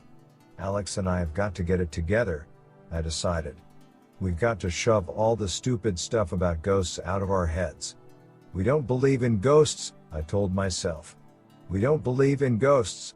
We don't believe in ghosts. I repeated that sentence over and over, like a chant. Alex and I don't believe in ghosts. We've never believed in ghosts. Never. Never. One night later, after a short hike through the woods, I did believe in ghosts. Chapter 18. Alex and I took a lot of teasing the next day. Coming out of the mess hall after breakfast, someone tossed a soccer ball at me and screamed. My head. Give me back my head. We had instructional swim in the morning. Joey and Sam and some of the other guys started howling like ghosts. Everyone thought it was a riot. I saw Lucy hanging out on the shore with some girls from her cabin. The other girls were laughing at the ghostly howls. Lucy was the only one who didn't laugh. In fact, she had a solemn expression on her face. A thoughtful expression. Several times, I caught her staring at me. She's probably thinking about what a total baby I am, I told myself unhappily. I'll bet she feels sorry for me.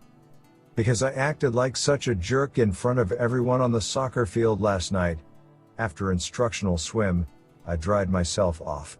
Then I wrapped the towel around myself and walked over to Lucy at the little boat dock. The other girls had wandered away. Lucy stood in her white shorts and t-shirt. She had one foot on a plastic canoe, making it bob up and down in the shallow water. Hi, I said. I suddenly realized I didn't know what to say. Hi, she replied. She didn't smile. Her dark eyes locked on mine. To my surprise, she turned quickly and ran off. Hey, I called. I started to run after her, but stopped when my legs got tangled in my towel. Hey, what's your problem? She vanished behind the arts and crafts cabin. She never looked back. I know what her problem is, I told myself sadly. She doesn't want to be seen talking to a total nutcase. To someone who thinks that a girl's head can roll off, and who thinks there are howling ghosts lurking in the woods. I wrapped the towel around me. Sam and Joey and some other guys were staring at me from the shore.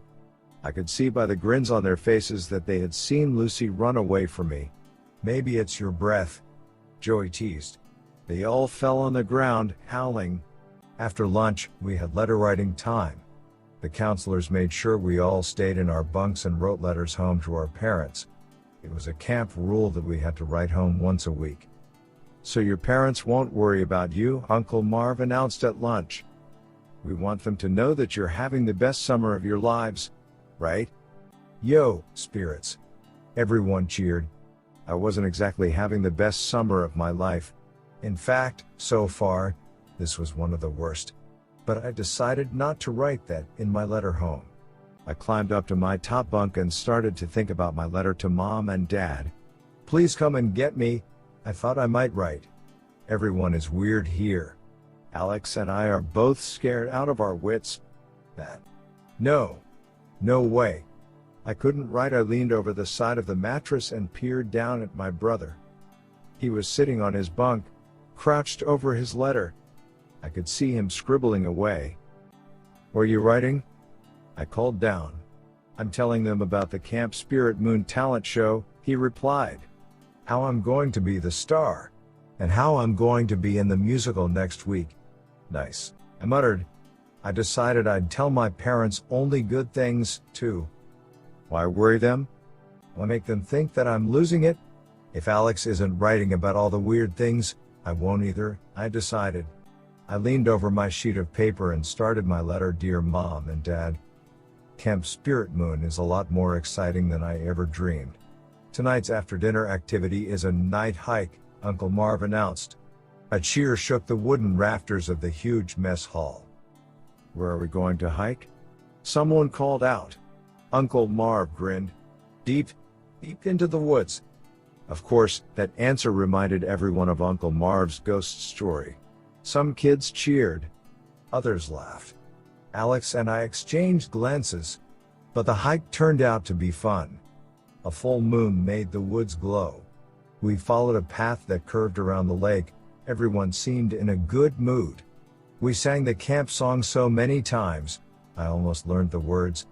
About halfway around the lake, 2 deer stepped out onto the path. A mother and her doe. The little one was so cute. It looked just like Bambi. The 2 deer stared at us. They turned up their noses, as if to say, what are you doing in our woods? Then they calmly loped into the trees. The path headed through a small, round clearing. As we stepped out of the trees, the ground appeared to light up. The moonlight poured down so brightly, I felt as if I could see every bush, every weed, every blade of grass. It was really awesome.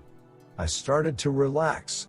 Sam, Joey, and I walked along singing, making up funny words to songs we knew.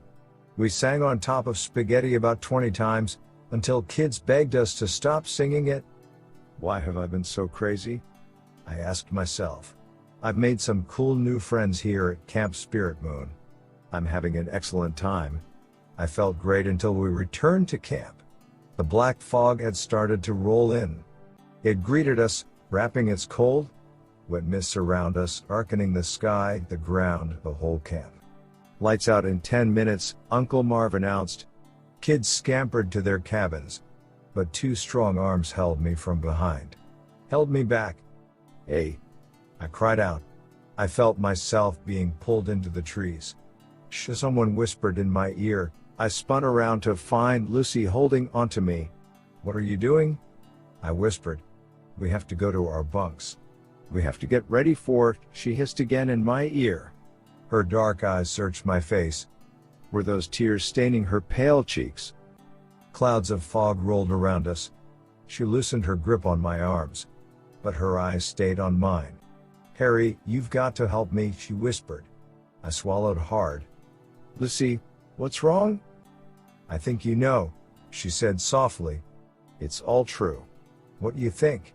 It's true. I didn't understand. I stared back at her with my mouth open. We're ghosts, Harry, Lucy told me. We're all ghosts at this camp. But, Lucy, I started. Yes. She nodded sadly. Yes. Yes. Yes. I'm a ghost too. Chapter 19. The trees disappeared behind the fog. The moonlight made Lucy's eyes sparkle like dark jewels. But the light faded from her eyes as the fog covered the moon. I didn't blink. I didn't move.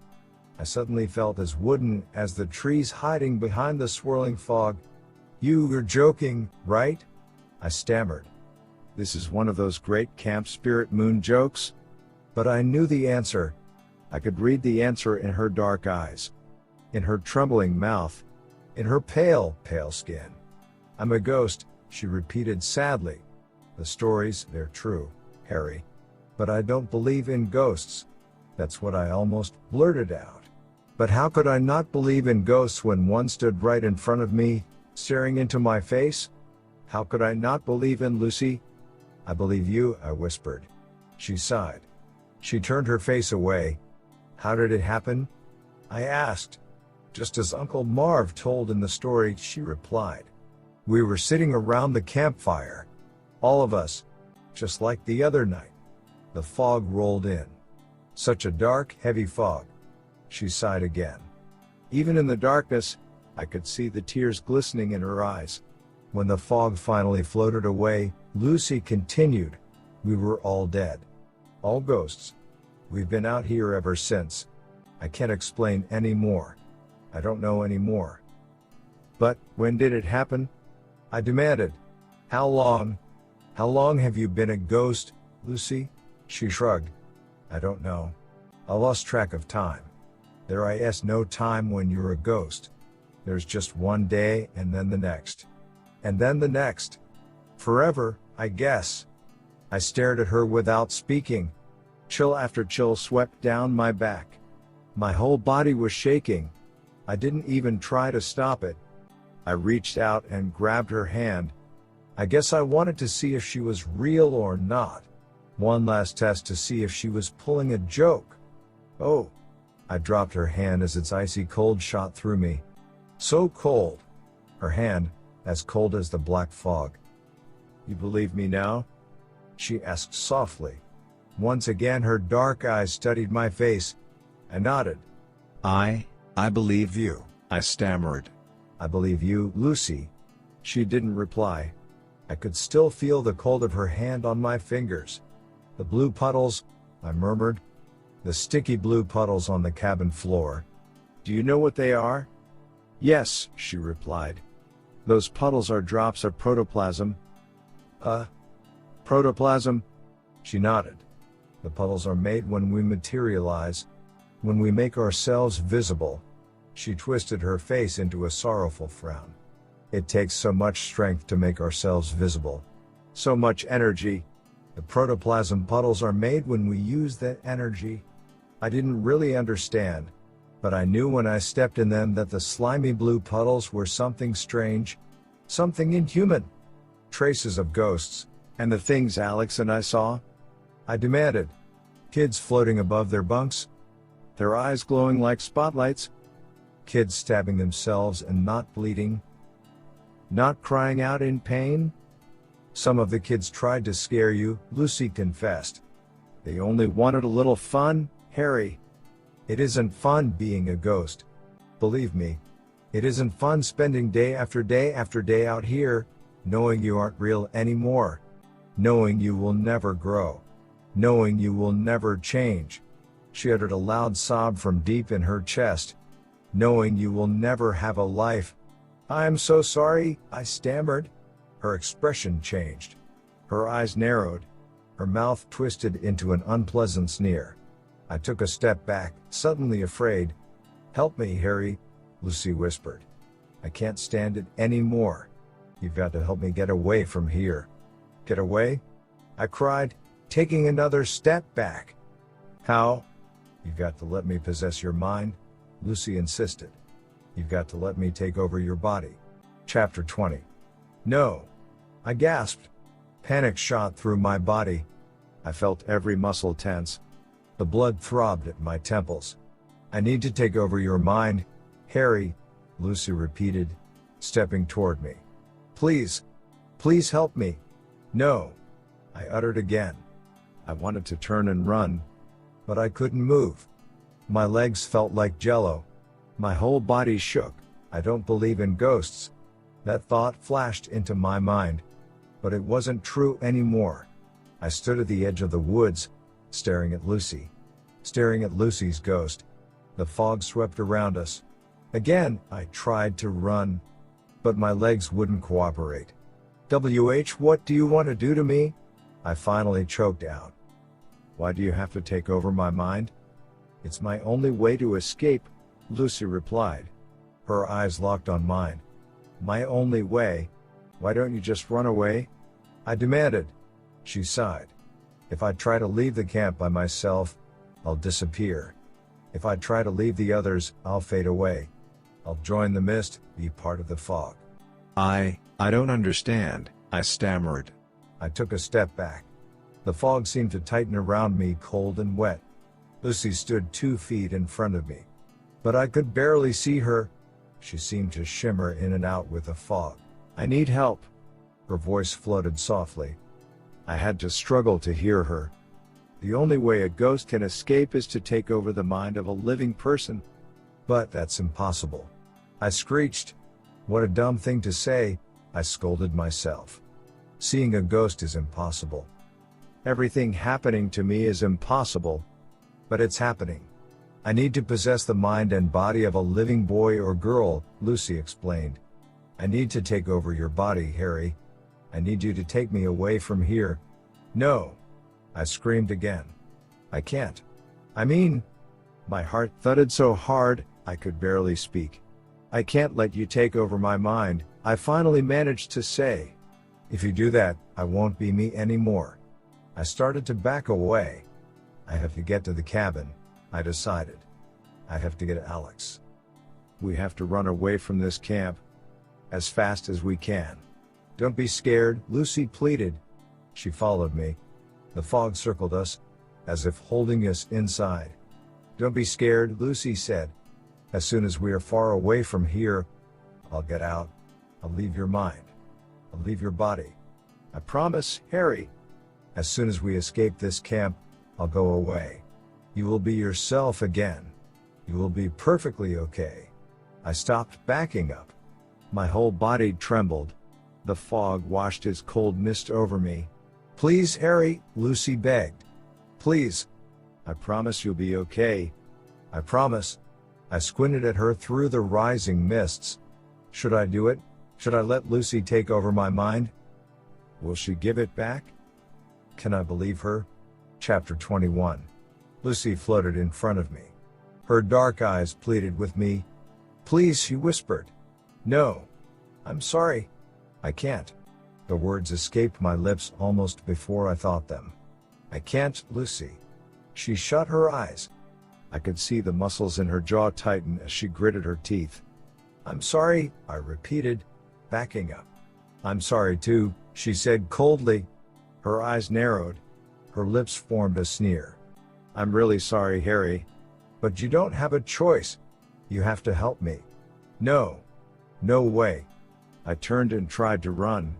But something held me back. The fog. It tightened around me. The thick, wet mist. A choking mist. It drew around me, pushing me, holding me in place. I tried to scream for help. But the fog muffled my cry. Lucy vanished behind the black fog. And then I felt something cold on the top of my head. My hair tingled. I reached up with both hands. And felt ice. As if a frost had settled over my hair. No. I screamed. Lucy, no. The cold sank down. My scalp itched. My face froze. I rubbed my cheeks. Numb. Cold and numb. Lucy, please. I begged. I could feel her, so light, so cold. Settling into my body. Sinking into my brain. I could feel her. And I could feel myself slipping away. Slipping. As if drifting into a deep sleep. The cold spreading over me. Sweeping down my neck. Down my chest. No. I uttered a long howl of protest. I shut my eyes tight. I knew I had to concentrate. I had to think hard. I had to keep awake. I couldn't let myself fade away.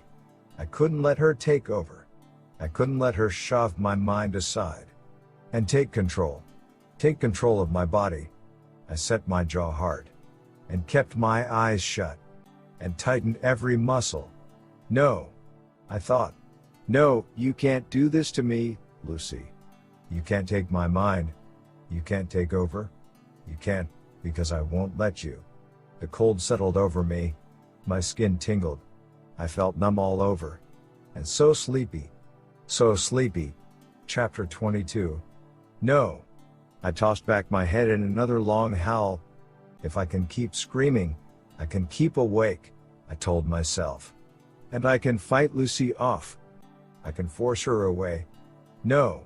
I wailed into the spinning, whirling fog. No. And I felt the cold start to lift. No. I squeezed my arms, rubbed my cheeks, and knew the feeling was returning. No. I suddenly felt lighter and totally alert. I did it. I realized. I fought her off. But how long did I have before she tried to take over again? I took a deep breath. Then another. I'm breathing, I told myself. I'm me and I'm breathing. I felt stronger now. I lowered my head and darted into the fog. My sneakers pounded the ground. I made my way to the cabin. The lights were out. The other guys were in their bunks. I burst inside and let the screen door slam behind me. What's up? Sam demanded. I didn't answer him. I ran across the room, grabbed my brother, shook him hard. Come on. Hurry, I ordered. Alex squinted up at me sleepily. I didn't say another word. I tossed him his shorts and his sneakers. I heard the other guys stirring. Joey sat up in his bed. Harry, where were you? He asked. Lights out was 10 minutes ago, Sam said. You're going to get us all in trouble. I ignored them. Alex, hurry, I whispered. As soon as he had his sneakers tied, I grabbed his arm and tugged him to the door. Harry, what's wrong? He asked. Where are you two going? I heard Joey call. I pulled Alex outside. The screen door slammed behind us. Run! I cried. I'll explain later. We have to get out of here, now. But, Harry, I pulled Alex over the grass. The fog had parted enough to let a trail of moonlight slip through. We followed the trail to the woods. Our sneakers slipped and slid over the wet grass. The only other sound was the chirp of crickets and the rush of wind rattling the pine trees. After a minute or two, Alex wanted to stop to catch his breath. No, I insisted. Keep moving. They'll follow us. They'll find us. Where are we going? Alex demanded. Deep into the woods, I told him. As far away from that camp as we can. But I can't keep running, Harry, Alex cried. My side hurts and they're all ghosts. I blurted out. Alex, I know you won't believe me, but you've got to try. The kids. The counselors. Uncle Marv. They're all ghosts. Alex's expression grew solemn. I know, he replied in a tiny voice. How do you know? I demanded. We squeezed between two tangled tree trunks. Over the chirp of crickets, I could hear the lake washing over the shore just beyond some tall shrubs. We're still too close to the camp, I told myself. I pulled my brother in the other direction. Away from the lake. Pushing aside tall weeds and shrubs, we made our own path, deeper into the woods. Alex, how do you know? I repeated. Elvis told me, he replied, wiping sweat off his forehead with his arm. We ducked under a tall thorn bush. Thorns scraped the top of my head. I ignored the pain and kept moving. Elvis said the ghost story about the fog was true, Alex continued. I thought he was just trying to scare me. But then Alex's voice trailed off. We ran into a small clearing. Moonlight made the grass glow like silver. My eyes flashed in one direction, then the other. I couldn't decide which way to run. I swatted a mosquito off my arm. What did Elvis do? I asked Alex. Alex raked back his dark hair. He tried to take over my mind, he told me in a trembling voice. He floated into the fog. And then I started to feel really cold. Twigs snapped. Dry leaves crackled. Footsteps. I shoved Alex back into the trees. Out of the clearing. We pressed against a wide tree trunk and listened. Silence now. Maybe it was a squirrel or a chipmunk or something, Alex whispered. Maybe, I replied, listening hard. Moonlight trickled through the treetops. It made shadows dance over the smooth clearing. We have to keep going, I said. We're still too close to the camp. If the ghosts follow us. I didn't finish my thought. I didn't want to think about what would happen if the ghosts followed us. If they caught us. Which way is the highway? Alex asked, his eyes searching the trees. It isn't too far from the camp, right? If we can get to the highway, someone will give us a ride. Good idea, I said. Why hadn't I thought of that? Now here we were, in the middle of the woods, far from the highway. I didn't even know which direction to go to find it. It must be back that way, Alex suggested, pointing. No. That's the way back to the camp, I argued. Alex started to reply, but a loud thumping sound made him stop. Did you hear that? He whispered. I did. And then I heard it again. A loud thump. Very close by. Is it an animal? I cried softly. I don't think so, Alex stammered. Ka thump. Louder. Is it a ghost? I wondered. Has one of them found us? Quick, this way, I urged. I grabbed Alex by the wrist and tugged him hard. We had to get away from whatever was making that frightening noise. Ka thump. Louder. We're going the wrong way, I cried. We spun around and darted back into the clearing. Ka thump. Which way? Alex screeched. Which way? It's everywhere. Ka thump. And then, from somewhere just ahead of us, a deep, booming voice growled, Why are you standing on my heart? Chapter 23. The ground tumbled and shook. Alex and I both let out terrified cries, but our cries were drowned out by a rumbling sound that quickly rose to a roar. The ground gave way beneath us. We both raised our arms high as we toppled over. I landed on my hands and knees. Alex fell onto his back. The ground trembled and tossed, tumbling us around. It's the monster. Alex shrieked. But that's impossible, I thought, struggling to my feet. That monster is from a story. A dumb camp ghost story. It can't be here in the woods. I helped pull Alex up, but the ground shook again, and we both fell to our knees. Ka thump. Ka thump. It can't be real, I cried. It can't. My mouth dropped open in horror as a huge, hairy head raised itself in front of us. Its eyes glowed as red as flames, round, terrifying, glowing eyes set deep in an ugly, growling face. The creature glared furiously at us. The monster. Alex stuttered. We were both on our knees, bouncing helplessly on the rolling, tossing ground. Was it the ground? Or the monster's chest? The creature opened an enormous cavern of a mouth. It flashed rows and rows of jagged yellow teeth. Slowly it raised its head, moving closer, closer, opening its hairy jaws wide, preparing to swallow us as we frantically struggled to scramble away. Harry, Harry. Alex shrieked my name. It's going to eat us. It's going to swallow us whole. And then, in a flash, I had an idea. Chapter 24. The huge monster uttered a low growl. Its hairy mouth opened wider. An enormous purple tongue rolled out. I gasped when I saw that the tongue was covered in prickly burrs. Look out, Alex, I cried. Too late. The ground tossed, bouncing us both into the air. We landed with a hard plop on the tongue. Ow! We both howled. It felt like a cactus. Slowly, the prickly purple tongue began to slide, carrying us into the creature's open mouth. We don't believe in monsters, I told Alex. I had to shout over the bellowing of the hungry monster. The tongue carried us closer, closer to the rows of jagged yellow teeth. We don't believe in this monster, I shouted. It is just made up. Part of a story. If we don't believe in it, it can't exist. Alex's whole body shook. He hunched over, making himself into a tight ball. It looks pretty real, he choked out. The tongue dragged us closer. I could smell the monster's foul breath. I could see black stains on its jagged teeth. Concentrate, I instructed my brother. We don't believe in you. We don't believe in you. Alex and I began chanting those words over and over.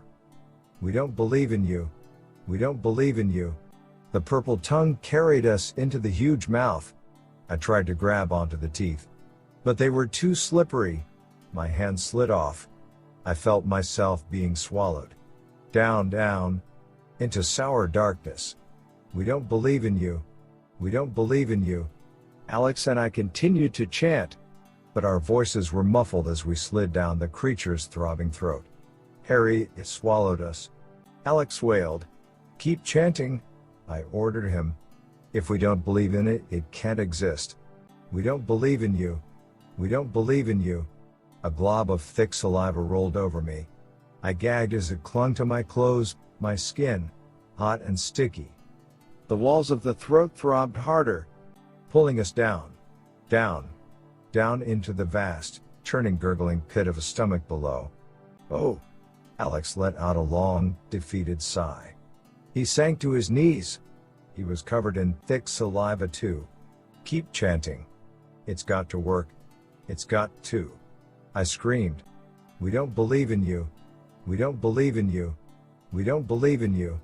Alex and I both opened our mouths in screams of horror as we began to fall.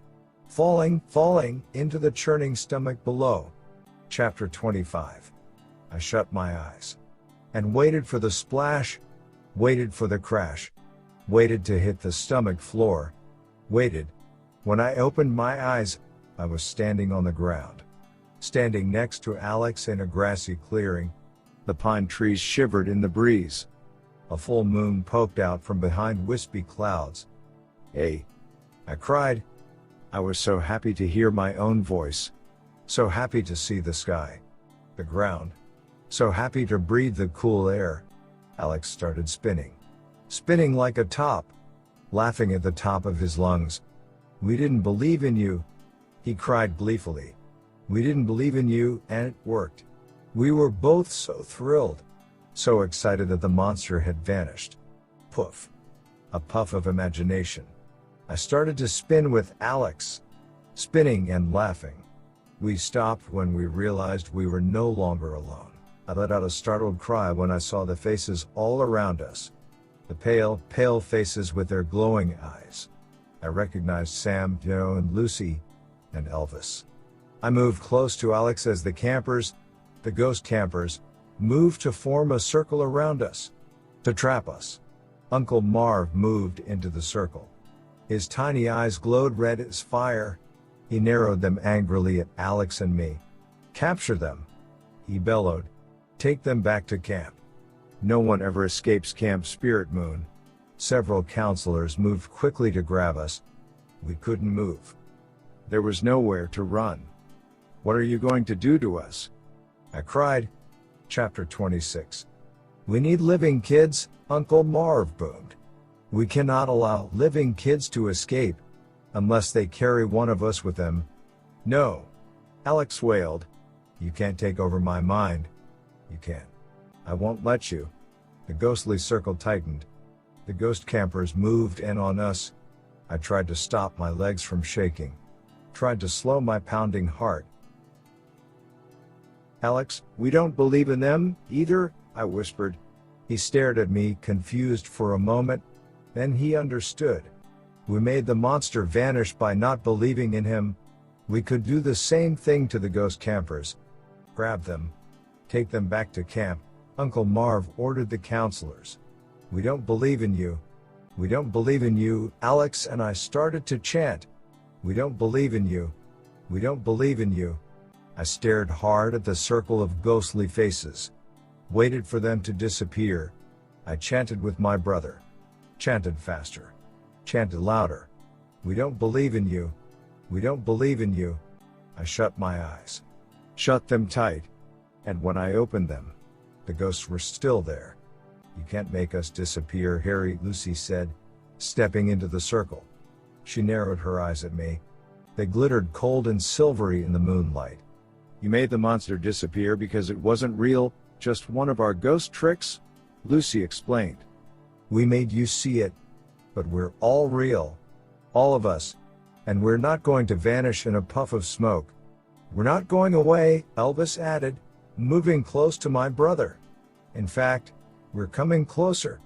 A lot closer. I'm taking over your mind, Lucy whispered to me.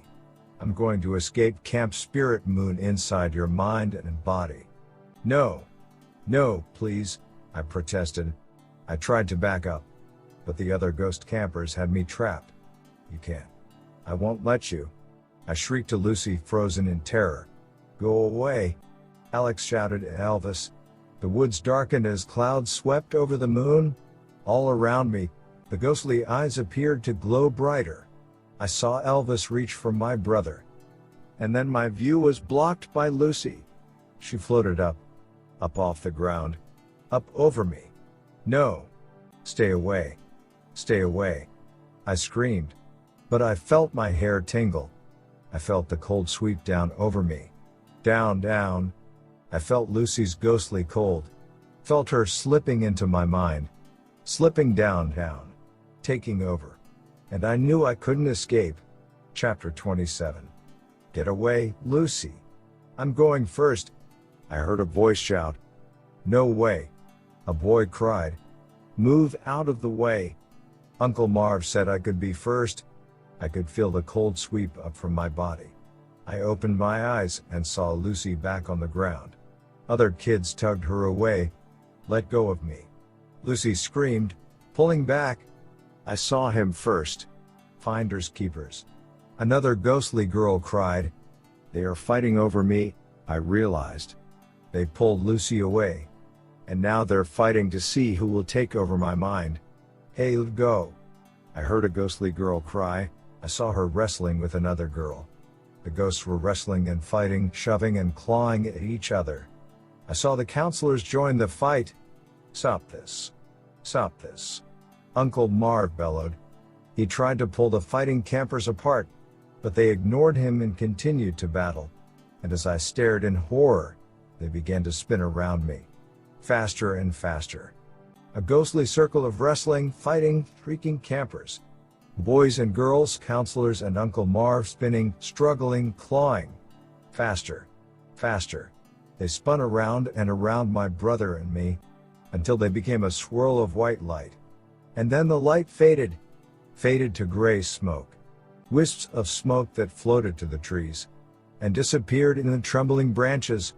Alex and I stood watching until the last wisp of smoke had floated away. They're gone, I choked out. They fought each other. And they're gone. All of them. I shook my head. I drew in a deep breath of fresh air. My heart was still pounding. My whole body trembled. But I was okay. Alex and I were okay. Are they really gone? Alex asked in a tiny voice. Yes. Let's go, I said, taking his arm. Come on. Hurry. Let's get away from here. He followed me eagerly. Where are we going? To the highway, I said. We'll walk past the camp to the highway.